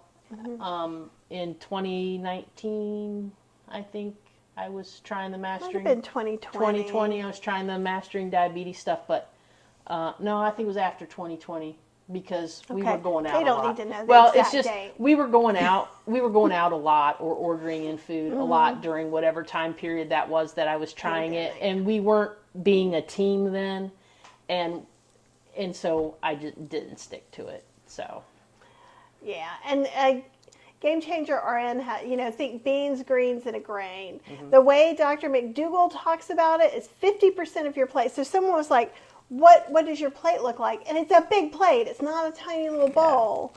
It's a big plate. It's actually, we use pasta bowls a lot. So we might do 1.5 to 2 cups of rice, and then cover that with vegetables or beans and tofu, kind of mixed together depending on what we're going to make, just so you know that. Or sometimes I'll just take my bowl and split it in half, and exactly half of the bowl will be rice, and then the other half of the bowl will be my steamed veggie combo that I like. And you can clearly see the dividing line between the two before I mix it all together and eat it that way. So it helps me keep it in my head of how I should have it and how much I should be having. Oh, and Angela's also mentioning if I've investigated infrared saunas, and we actually have one, but we haven't been using it.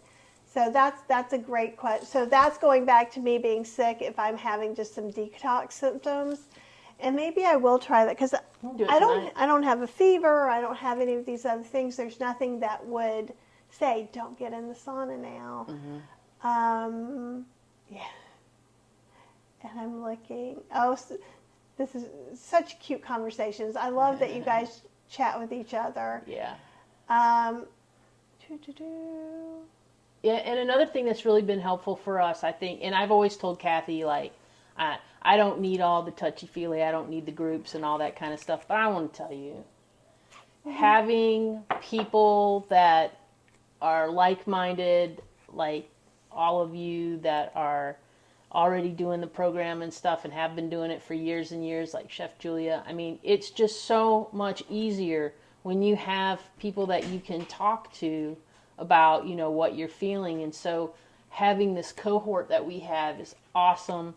We sometimes check in with each other 2 times a week, at least. Yeah. We check in, and there's like, 10 of us that check in regularly. Yeah, and it just depends. So it's from the McDougall group. So here's the thing. There are other groups around you can do too. Right. And you can hang out here and make friends here and talk to people on the Heartbeat group. And if there's enough call for it, we can put in a whole food plant-based discussion just on just on that there, and that's free. But I do tell people if they want to start doing the Starch Solution on their own, to get the book, look at the website, and then maybe join some of the McDougall Facebook groups. Now, I will say that you might notice that there are a lot of rules in some of them, and that's because people will come in and say Chef AJ's way is the Dr. McDougall way, or Plantful Kiki is the McDougall way. McDougall is the only McDougall way, right? So you will notice some of that. So if you do things a little bit differently, just try to keep your questions, don't go, well, Kathy's way is 90%. So that means she said I can go to this restaurant. So I get to go there, right? Because they're going to be like, that's not Dr. McDougall. Right. Right? So just know that. And Carlene makes potato fritters in her Belgian waffle iron. Boiled peeled potatoes, let get cold. Grate on the coarse side, add some onion powder and salt, and put in the waffle iron. That sounds yummy. Yeah, we were tossing around that idea, weren't we? Okay, and this is great. Okay, Atomic Poppy says, I love this way of eating, but it feels like it's taken over my whole life. And it's like it's my whole identity. I spend way too much time thinking about it. It's exhausting sometimes. Anyone else? And Yes. I think in the beginning it can be, and the King's Child says I sometimes feel that way too. And I think when you're first putting your guardrails on, that it is going to be like that. But then maybe it's just on Sundays I make a bunch of potatoes and some rice and a couple of sauces, and then you just do that. I do think it is hard for it not to be a part, or maybe even a big part of your identity, since it's different than everyone else. If I don't know, let's say I decide to shave my head. There's a small amount of women that shave their head. So therefore, I would probably think about, I am one of the shaved head women. And I feel like plant-based eating is a little bit like that, because you have to think, well, I've got to prepare for restaurants. Nobody else does. Right. I have to prepare for a party. Nobody else does. Yeah, like all the planning we do and stuff. I mean, we're constantly planning. I am constantly on the, internet trying to figure out the best things to put in my go bag for us to travel with. I mean, it's just... But the thing is also you don't know her. If it wasn't this go bag, it would be another go bag. Yeah. So I think one of the things that can help is is to just, do what you do. Now, for me, I'm a recipe developer, so this is what I do anyhow. So it's not a big deal for me, but I can make it as simple as possible. But it can be exhausting for you because you're doing it like constantly. There's been a few times. 3 meals a day, whereas Yeah. we were going out quite a lot more. Mm-hmm. So 3 meals a day, planning for that. But also in the beginning, I was being Miss Overachiever. Yes. Because I wanted Cheryl to come onto the train. So I'm making glorious meals. Every time I'm making all these glorious meals. And at that point, you weren't doing anything in the kitchen. Mm-mm. And I was doing this program. I was being a terrible person. And no, you weren't being a terrible person. You're not doing it now, and it's helpful. But it was stressful to have everything, and I was cleaning up the kitchen 3 times a day, and then I was still doing some other stuff. So yeah. And let's see. And another thing, like, Poppy, I think, when you're going out with friends, when going out to eat is hard. It really is hard. And I think other people have said it too. Mm-hmm. It's a really struggle to go out to eat and to be 100%. It's very hard, especially if you live in some place like, the middle of, I don't know where. Well, Justine was just in LA, and Yeah. I'm shocked that they wouldn't do it there. And because, and then you got to, like, we've had chefs in the past when we weren't eating this way where we just asked to use one sauce from one dish on another dish because we didn't necessarily like that sauce, and they have refused to swap sauces. And this was not even plant-based. Like, this was just like, in general, they were like, no, because that ruins the integrity of the dish. So I can see where some chefs would be like, no, absolutely not, because it's going to change the flavor of what I've created. But, maybe it would help, because I know for us, like we said, when we went and had that salad that day, maybe just try to turn your mind less from the food and more about the social interaction with the people that you're going with. Mm-hmm. And,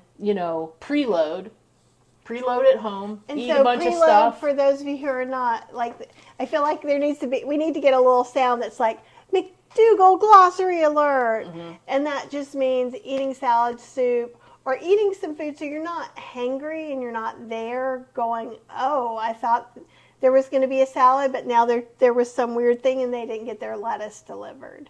Yeah. So that you're prepared if there is nothing for you to eat. Right.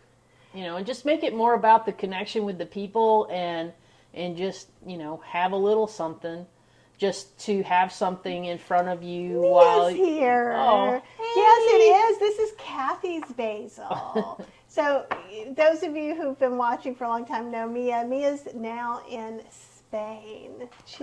But yes, I grew. And we miss you. We do miss you very much. That's awesome. Let's see what. And Cheryl's really awesome at this. So happy she's on and sharing. Yeah, I think it's important because I was that person. Like, I was the person that was like, I can never do this. Now, are we just going to do this? They're going to be one of those, we do this for a couple weeks and then thank God we're going back out to eat again. That's what I thought. I thought, this is not going to last. We're going to just, let her have her thing for a couple weeks and then we'll go back out to doing whatever we do. But no, I am a convert. Because, I cannot deny how much better I feel. Like, I feel so much better. I feel so much healthier. I get up and I move around. I don't just sit on the couch and with the remote and flip around. I get up. I do things around the house. I have energy. I run up and down these stairs all day long doing stuff for the animals. And just, She's way more, even just from the 12 days, both of our energy levels went way up. I think that's one of the things frustrating me for being sick is that my energy level is like, whoop. And people who have watched Kathy or have taken any of her classes and have kind of seen me on camera from time to time helping her with something, look, I have a chin, right? I didn't have a chin 8 weeks ago. Yeah, well, I don't think maybe I like to live in my happy little world hat, and I'm like, I don't think anybody noticed things like that. I think they're just happy to see your smiling face. And going back to Atomic Poppy, saying yes, Angela asked her if she wanted to join groups, and she said, just more time thinking about it and talking about food. My life's been consumed with it. Yeah. And she said, having said that, I love this community. If my life has to be consumed with something, I'm glad it's plant-based folks. And it is a lot of time. Like we were mentioning that the other day. I mean, we're doing meetups all the time online with folks and with our group. With part of the program, there's an alumni group. There's our cohort, 2 for our cohort, 1 for all the McDougall graduates. Then on every other Thursday, there's something with the McDougalls, and then every Sunday night, there's something public for the McDougalls that we could do. And that doesn't even include looking into like Chef AJ or watching something with the Esselsteins or something like that. And so it becomes hard to even like catch all the people that you really want to see. Like we love watching Chef AJ's stuff, and sometimes we're busy and can't get to Chef AJ's stuff, and then we have to go back and watch the replay and stuff. So it's just it is time consuming, and it does. But like you said, I really feel like if you're going to be obsessed, well, I don't even think obsessed is the word. If you're going to have all your time sucked by something, this is so much better than Facebook. Yeah, at least it's not making you angry all the time. Right, you're not getting angry. You're talking with people that are like-minded and are doing things like you're doing. And you can ask those questions. And if you're struggling, you can ask somebody those questions. You can email Kathy and ask us questions. And, if you're struggling with something, we'll try to help you. We're not experts and we're not doctors, but we can tell you what we've done. And we can guide you to someone who knows. Something. But that's the thing. We'll guide you to someone who does know. Because, if you haven't read the stuff about Dr. McDougall's diet, and, if you're asking me obvious questions, can you have potatoes or something, I'm going to say go read that. But most of you guys here have already been doing it. And I think it's really... Oh, thanks, Chef Julia. You make me so happy. I want to squeeze you. Ooh, this sounds lovely. Janice, I love this. I made a version of Kathy's cauliflower queso, which you can get, I think it's on plantbasedinstantpot.com, and left out all the queso spices stuff and made curry powder. That is awesome. I've done that recently with my oat queso. I left out the jalapeno and I put in smoked paprika and liquid smoke. And I was thinking that would be a really good smoky fondue. Because I'm thinking we've got this beautiful fondue platter. I'm thinking we might have to, because steamed vegetables, oat cheese sauce, that stays warmed up. I'm perfect. I think that would be a fun fancy dinner to invite people over. Yeah.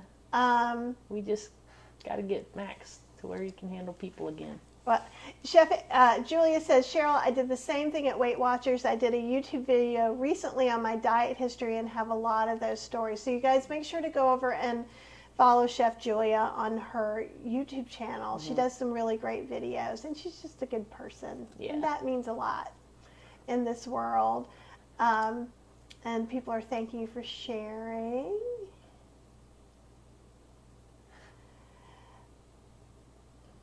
Yeah. I'm trying to look for things that we haven't already just topped on, because I am so behind on comments, and I'm so sorry. And I know you guys are talking about sauces, which I love. So if you're watching the replay, do not miss the chat for some quick cheese sauce tips from everybody. Lydia, we would. Yes.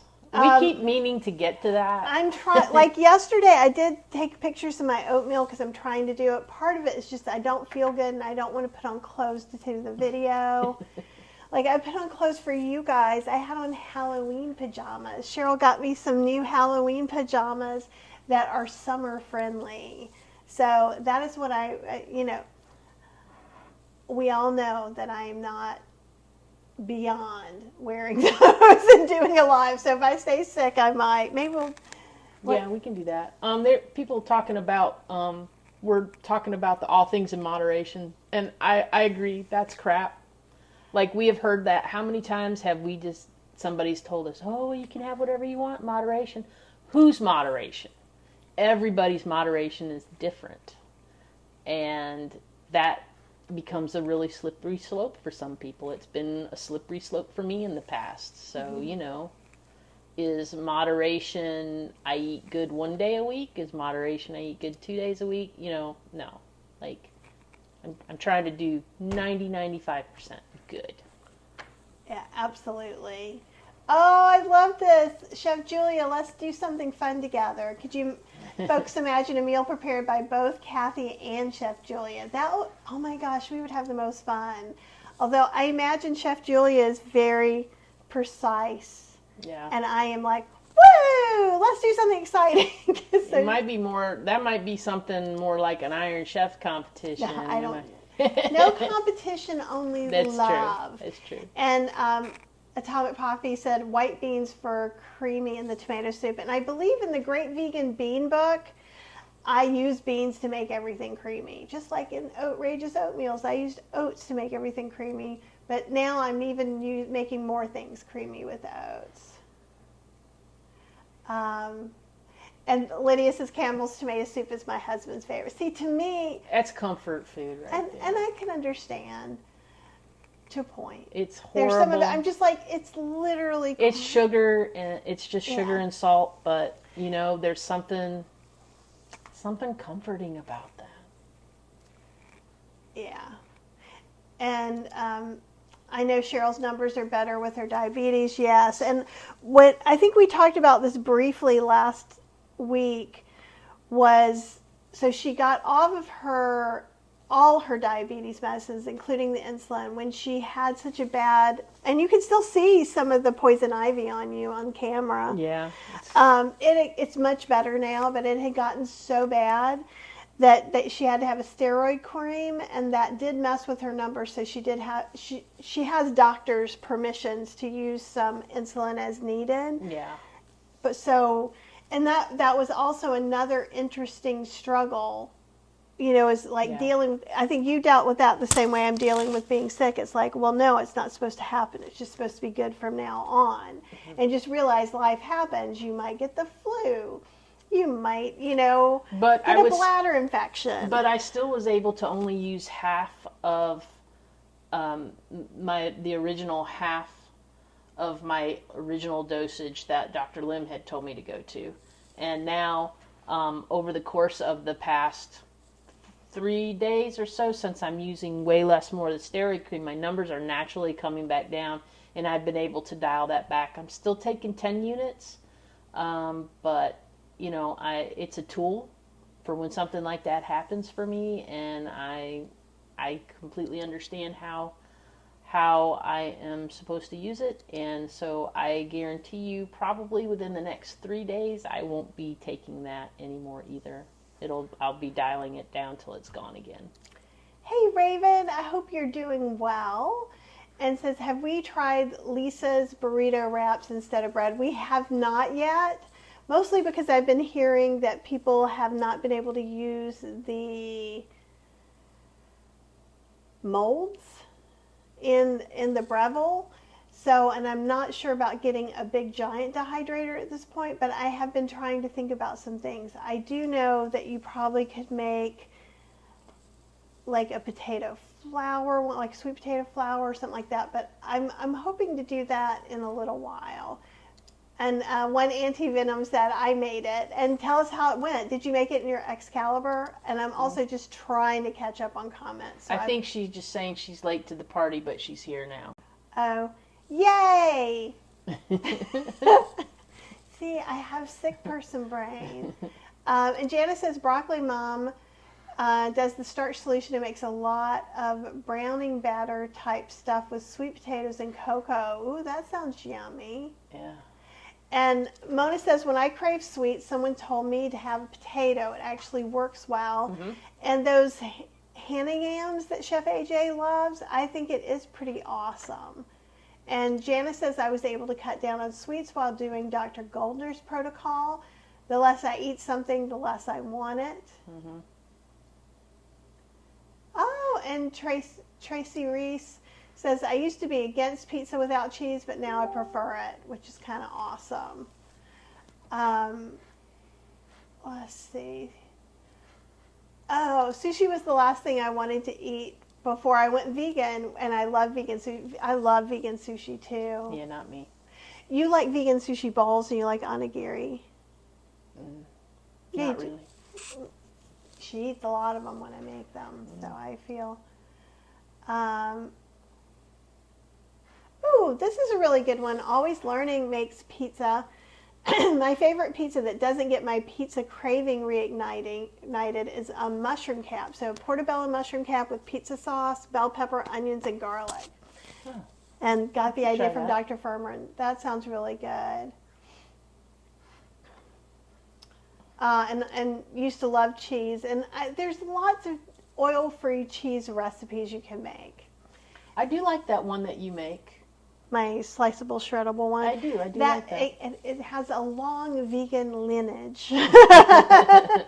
But Julie Hassan and Kitty Burns used to make it, and then I made it oil-free and changed a few other things too. So they hadn't made it with beans and oats, but I did. You can make it with nuts as well. Ooh, and Angela does the sauna 5 to 6 times a week. That's kind of nice. Cheryl steams our vegetables right now the cheater way in the microwave.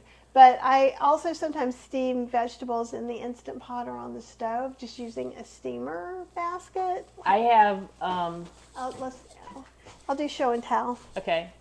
I actually used the mini version of what Chef AJ has from Pampered Here you Chef. go. I've had these for years and years and years. And I mean, it's just this little thing that goes in the microwave, and it has holes in the lid. And I just put my frozen veggies in there, maybe with just a tiny, tiny bit of water in the bottom, and then I just throw my frozen veggies in, put them in the microwave for about 2 minutes, 45 seconds, and they come out just how I want them. And these are all silicone, and they go in the Instant Pot or on top of the stove. And I love this one. Actually, this is the one I use for my cauliflower queso because I just have a little water, pull it out, and dump everything into the blender from there. So, all right.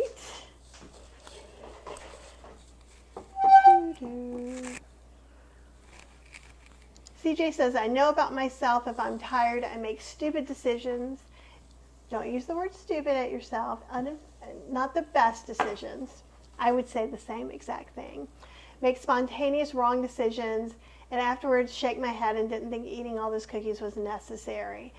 Yes, and that is one of the things about us having rice and potatoes. Like right now, I don't have any baked regular potatoes in there, and that's probably when we get off of here.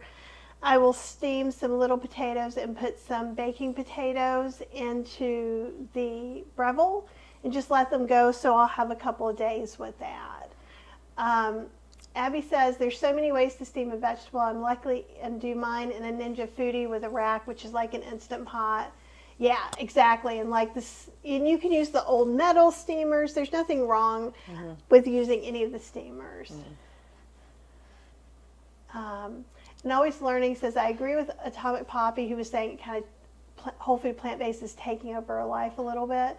But I have hope that it will become my norm and not take so much effort. Like a new habit that has to take hold. And I agree with that. Yeah, we even talked about that early on, that we were forming new habits and you know, how that was going to look for us. And Tracy Reese says, meal prep takes most of my days on Sunday. And if you're working a really tough job during the week and your weekends are sacred to you, then do some things in the Instant Pot. Or, like, I literally throw the potatoes in there and I go do something else. So do something, you know, like maybe you're getting ready to sit down to eat dinner on Monday, throw in some potatoes.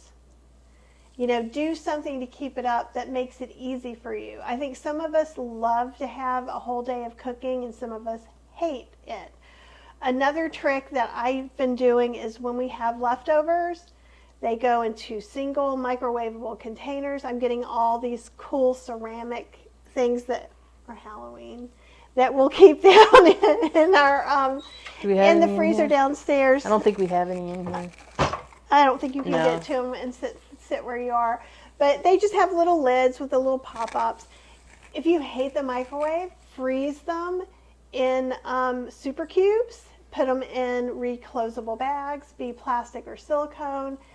And then, because that's how we pulled out our chili the other night. And that way I can make batches of things. If you're going to spend Sunday making stuff all day, don't make one batch of black bean chili this week. Make two. Mm-hmm. Freeze the other one in servings that you'll use. If you have a giant family, a giant pan makes sense. If you're two of us, a giant pan doesn't.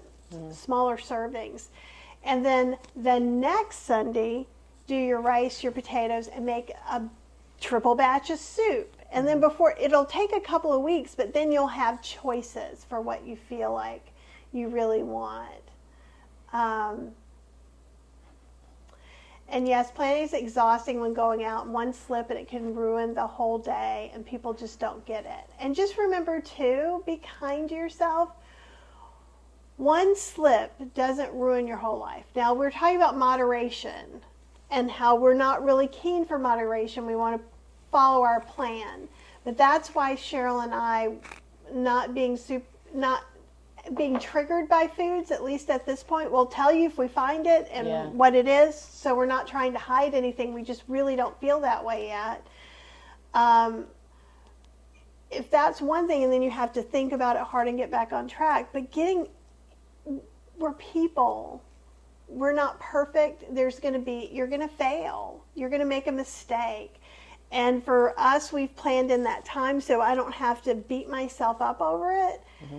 And also, so far, the choices we're making are really not that bad. Yeah. And sooner or later, we're going to make a horrible choice. Yeah. And that'll be okay, too. And it'll probably be in an airport in September.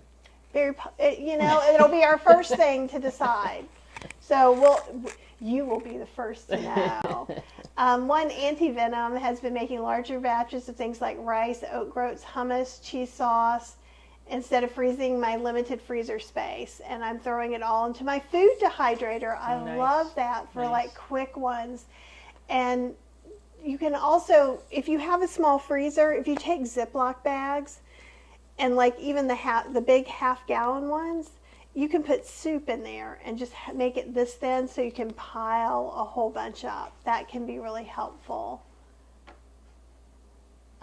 Kelly says at the end of September, I'm going away from my house to eat, and I'm starting to freak out figuring what I will eat. Let me tell you, Cheryl and I have been working on planning for this trip to Sacramento, and we actually have some gadgets that are going to come. We've got a couple of things. We got hot Logics for when we're driving. They're like, they look kind of like things that you carry casserole in, but they have a heater in there and you can cook or just warm up things. And then we have some other little bento things I will show you, and we're going to do some tests and you guys will see that, and we're going to decide what to bring with us. And if you have to go to a restaurant, Kelly, just remember that menus are your friends, and you can look at places' menus ahead of time online so that you don't have any surprises, right? And that's very helpful. It has helped us tremendously to be able to look. Like when I was at work last week, and some of you have already heard the story, I thought I was just going to the office to do some things for a few minutes and then coming home.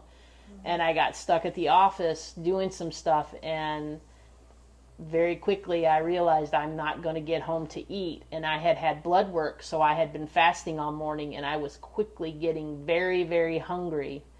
And so I got online and I said, well, I'm just going to order a salad from someplace. And I started looking at all the salad places that I could get delivery to at the office. And lo and behold, one of the places actually had bowls too. So I was able to actually get some rice and some kale and some veggies like corn and stuff on top of that. And they had balsamic. And that was great. And then when it came, it was a little dry because they didn't really put enough balsamic. But we had balsamic in the car from her having stuff for the potatoes if we needed to get potatoes. And so I went out there and grabbed one of those and put some more on, and that was it. And I felt really good for doing. I felt very proud of myself. But and you should. And that's the thing. I think that's one of with the it becomes you eat 3 times a day. That's a lot of times to think about things. Yeah. Right? There's not a lot more that you have.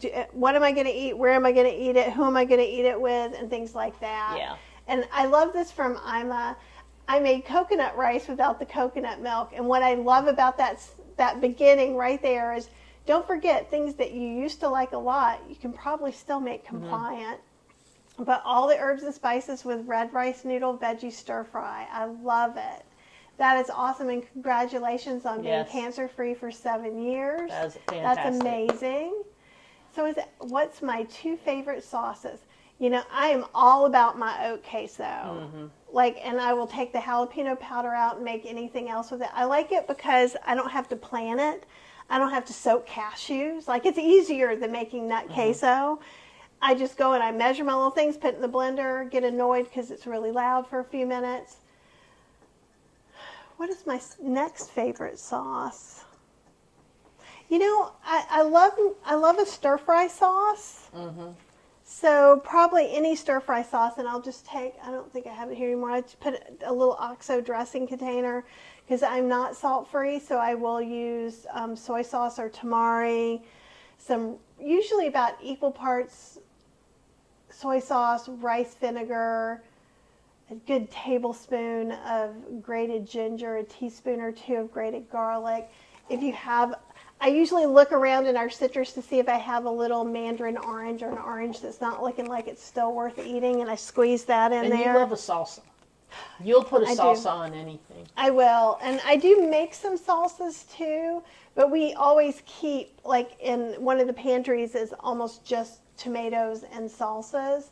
Whenever I see one on sale or something like that, I do stock up because I love Mexican food. I love Indian food too. So I mean, that's another thing is like I use a lot of spices for there. It's not that I don't make sauces, and I have a compliant soy curl tikka masala. I may have said butter soy curls, but if you look at soy curls on Healthy Slow Cooking, I've got a date sweetened teriyaki sauce. I've got an Indian sauce. So I do. And what did I make in class? I made a chimichurri. I made a jalapeno ranch. I made carrot ginger dressing. I made, I made the onion cream sauce, and I made the Italian dressing, and there's something else. Jalapeno ranch? Yeah, I said jalapeno ranch. Kelly is actually going to visit family, and none of them eat vegetables. Okay, so then in that case, if it was Kathy going to my family, which is going to happen this year too. We have 3 trips. That's going to be one of them.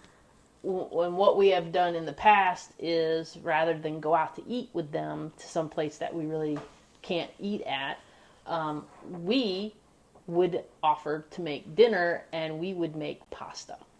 Yeah, and that's the thing. We just get jarred sauce, make some pasta. Pasta and a salad. And you could make a green salad. You could put your own dressing on it, and then you could go ahead. Like if we were doing this for your parents, and I knew they didn't have a dressing, I would get their favorite dressing for them and put out some balsamics and just put them all out on the table and let them decide. And if my dad wanted to have meatballs or something, then they can add that on. They can add that on themselves. Cook them up themselves and add it on there. Yeah. And thank you, Cheryl. That was very sweet of you to say. And Charlene says, I think about it constantly too, but find it enjoyable. I think I'm in that camp. The fact you can take potatoes and carrots and a few spices and make something that tastes like cheese. And see, that is totally my jam, just as before this and all of that. And Patsy says, Cheryl, you're so like my sister, kids' palate. Yeah, it served me well. You've got so much more of. I do. I like more things now than I used to. Yeah. But I still like a good plain meal. Alyssa, we're so glad that you guys are here. And I know there's a lot of comments. I want to try and look through some of them. If I miss your comment and I miss your question, please, if you're watching live or the replay, just email me at kathyhester@gmail.com and I'll get to it as soon as I possibly can. Barb steams Yukon Gold potatoes whole and keeps them in the fridge for a quick breakfast. I take a couple of those, throw them in the Cuisinart griddler with waffle plates. We still haven't been waffling. Yeah, we need to do that. That's a weekend thing. And like, say waffling. Waffling? It's a really fun word. Waffling. So I feel good about the waffling. Thank you. We need to waffle for 10 minutes. A long time. That's going to be a lot longer than you think. Yeah. But who knows? I'm going to cook some potatoes, so maybe there will be a potato waffle. In one of the books I made. It's in the Great Vegan Bean book. I made cornbread waffles that were really delicious. Okay. Abby says I'm still a beginner, but over researching and buying all the things at once. Yeah, it's hard. Just pick a few dishes to make a week, get basic breakfast down. And you know what? As much as I love all the different things, we are eating oatmeal every morning. And I used to be a huge, going out to breakfast was one of the things that I really enjoyed doing. And I am just perfectly content with my oatmeal in the morning. And I don't even think about it. I make the oatmeal before we go to bed. I put it in the little slow cooker thing. It's the 360 stainless steel slow cooker that's expensive. But if you're looking for a stainless steel slow cooker, talk to me. I got you. And it works great. And I make the oatmeal every night before I go to bed. So when we get up, we have oatmeal ready. And we don't always eat at the same time. So it's nice. I can just kind of turn the heat down a little bit and I can eat. And then when she's ready to eat, she can just get hers.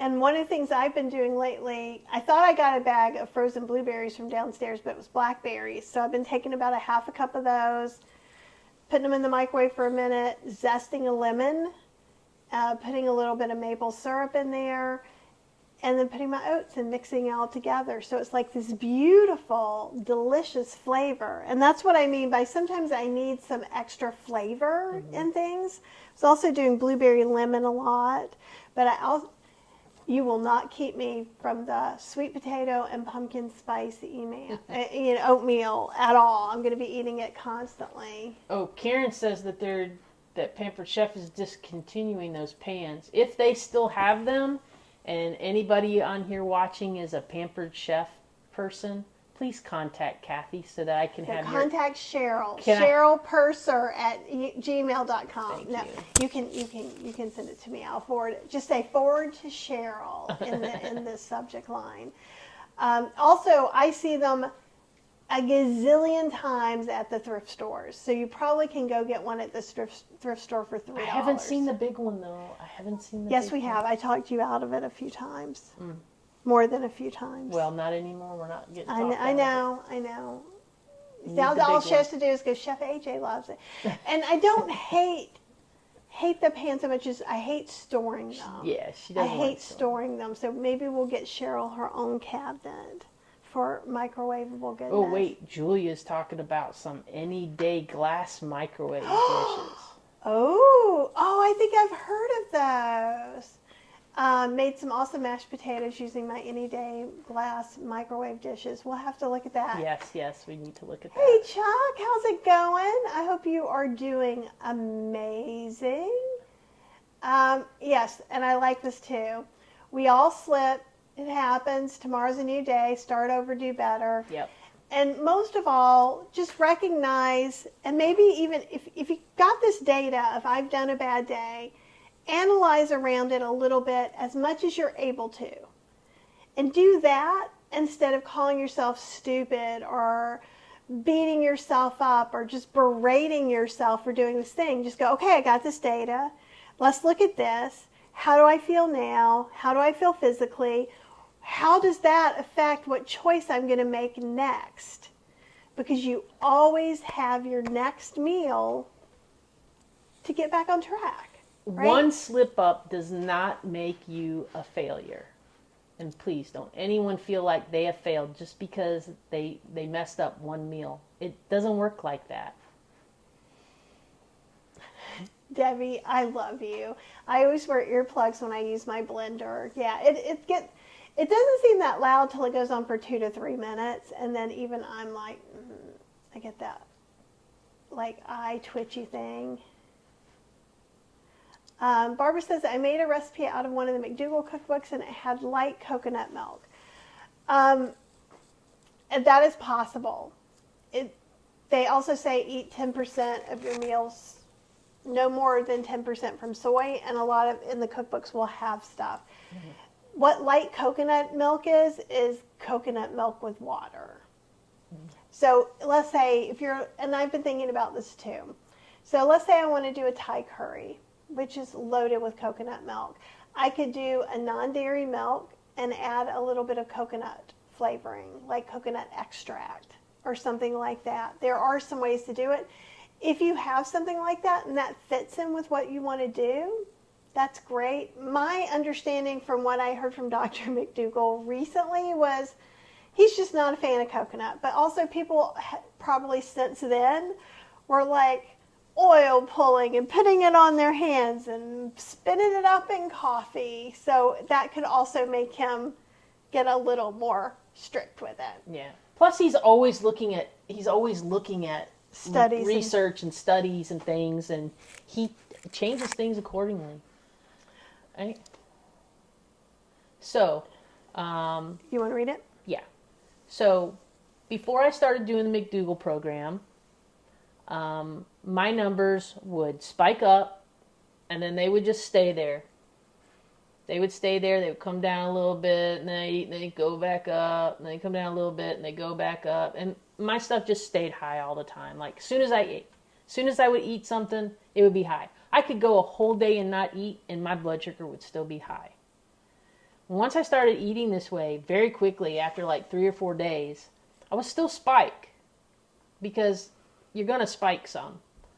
I would spike up around, I don't know. I'm not even going to give any numbers, but I would spike up, but then almost immediately, I would come back down within a couple hours, almost like a normal person. Even though my numbers were higher than a normal person, my body was reacting like a normal person. Mm-hmm. And then I was checking my blood sugar because I have a continuous glucose monitor, and so I was constantly checking. Actually, obsessively checking. Actually, probably in a way that was not so good for me. But it also helped us notice that at night when I was sleeping, with all the medicine that I was taking, my numbers were getting down in like the 60s, which is dangerous.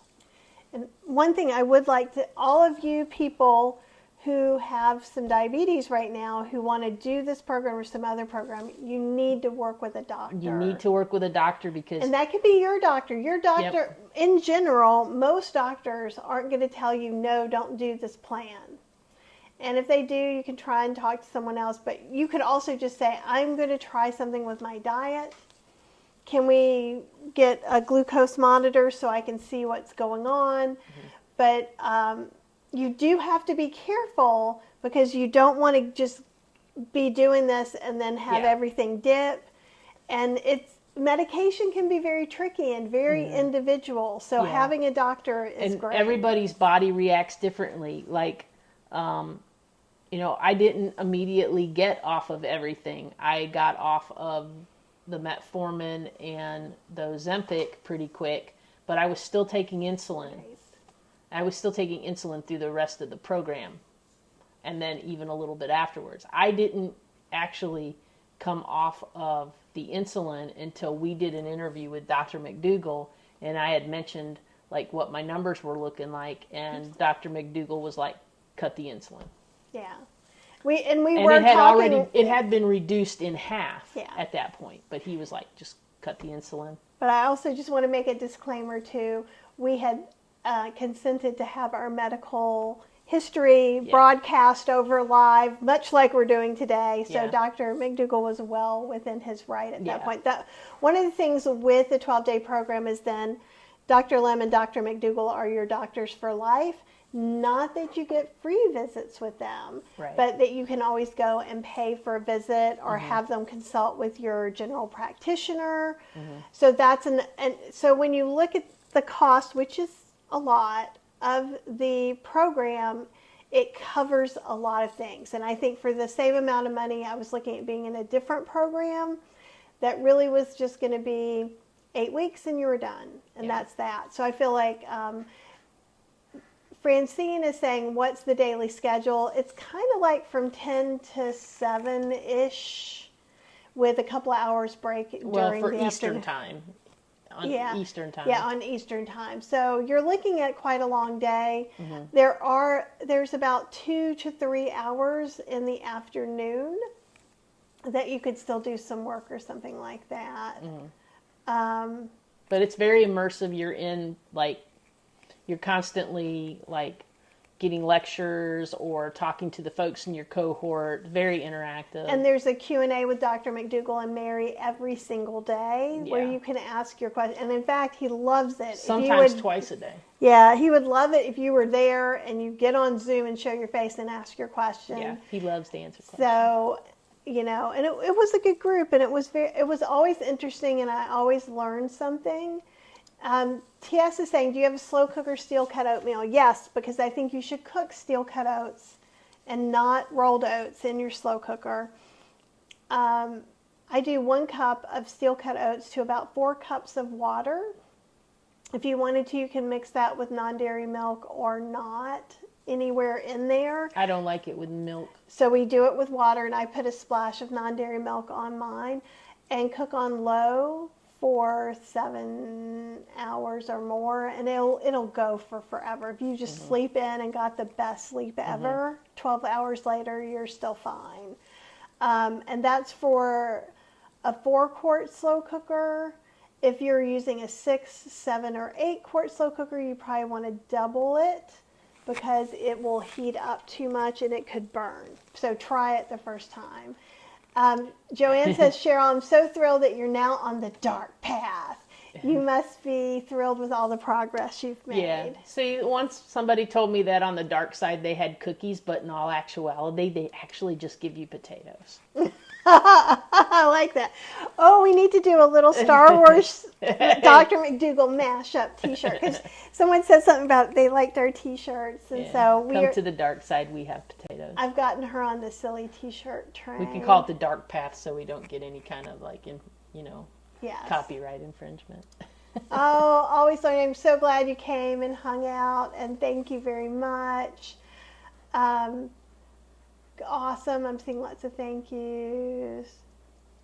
Yes, Justine. Mine does that when she's all the time. My Apple Watch alerts me when the blender in Ninja Creamy has reached dangerous levels for my ears. Yeah, and I do a lot of demos, so like if I'm doing a live demo, I step away and talk to people, but the mic's lower, and so I'm probably in there going, blah, blah, blah. She's screaming and they can't hear that blender going.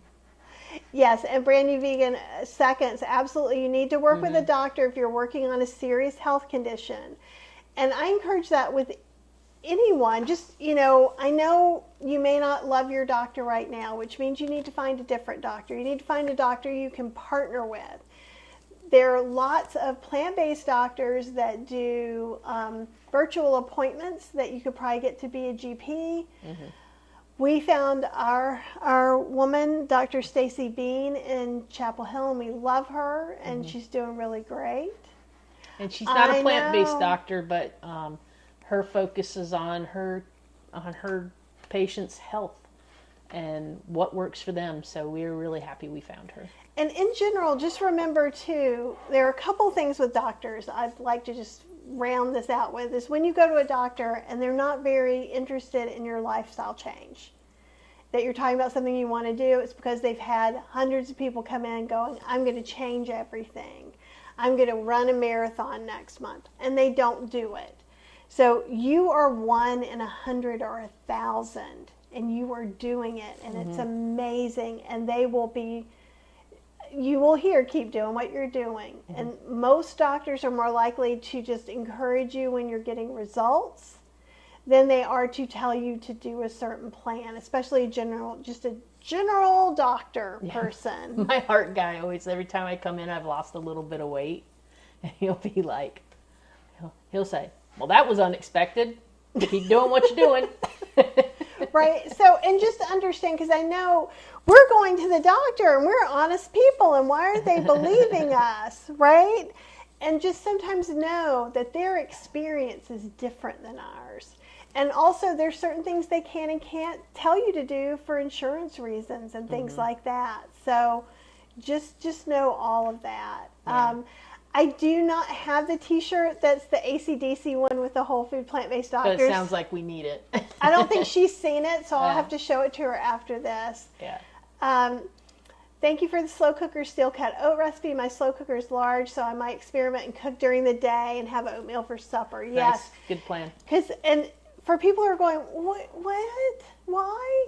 It's because each slow cooker has, if you look in the manual, it might say you have to fill it halfway. You have to fill it 3/4 of the way for it to cook at these normal temperatures. So what happens if it said 3/4 and you're doubling the size, and so really you're at the bottom quarter, is it's going to cook much hotter, probably boil and cook in less time, and that's when a slow cooker is going to burn. If you realize that you have one that runs hot, that burns even if you've filled it up, you're just going to need to add more liquid just to counteract that. So yeah, and a little experiment goes a long way. And Sheila says, I love that Cheryl said, come to the dark side, we have potatoes. And I do too. All right, guys, if you don't have any other questions, we're going to kind of go. We're trying to keep these at 2 hours. Also, it's time for me to get back into my Halloween pajamas and take my nap. Because I'm going to feel better next week, I promise. Don't forget that tomorrow, Dr. Stephanie Peacock is going to be on at 1 p.m. Eastern Time, same time we went on today, and it's going to be talking about chronic fatigue. Apple decided to request that, so you can always request topics too, and we're happy to do it. Right now, these talks that we're doing, we're kind of guided by questions we're being asked, or maybe things that come up. And we tend to meander, so we'll start out with a topic, and who knows where it'll go. It's a chat. And someone else was actually saying maybe you can do some shorter single topic short talks, and maybe we will do that later. Right now we are still meandering our own way away, so probably Cheryl will start dipping in and taking segments that we can put out separately too, because she edits the videos already. Oh, I love this. So I do need my nap. I do need a shirt. Yeah. I need both. Wore it to my appointment with my new vegan doctor, who got a big kick out of it. That is awesome. Yes, and I think this may be a shirt that will happen very soon, because I have some. If you guys are watching on YouTube, you see I have like the Ninja Creamy ebook somewhere down below or to the side. I don't know where it shows up anymore. And I've got some vegan ice cream t-shirts for it too. And the King's Child says, Cheryl, so glad your poison ivy is better. Kathy, hope you feel 100% soon. Thank you both for these weekly meetups online. Oh, you guys are just so great. And we're just always so glad to see you. And you really lift us up and make this journey easier for us. Yeah. And honestly, it helps us talk to each other and be more thoughtful about it, because we'll talk about some of the things from today later on, and I think that's important. And it does take up time, but it takes up a lot of mental space to make good transitions. Not just one good decision, but a lifetime of good decisions. So we will see you guys real soon. Do you have anything you want to say? No, thanks everyone for joining us, and we'll see you next week. Probably same day, same time, maybe? Possibly. We haven't decided yet. I'm looking to see when most of you guys are coming in and what days sort of work best.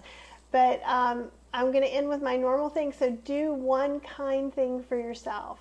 For me today, that's going to be taking a nap and laying down in my dark, quiet bedroom and just healing.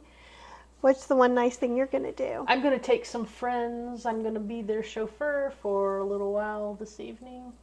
And How is that kind to yourself? That's a kind for somebody. You get to do both. I get to drive my car.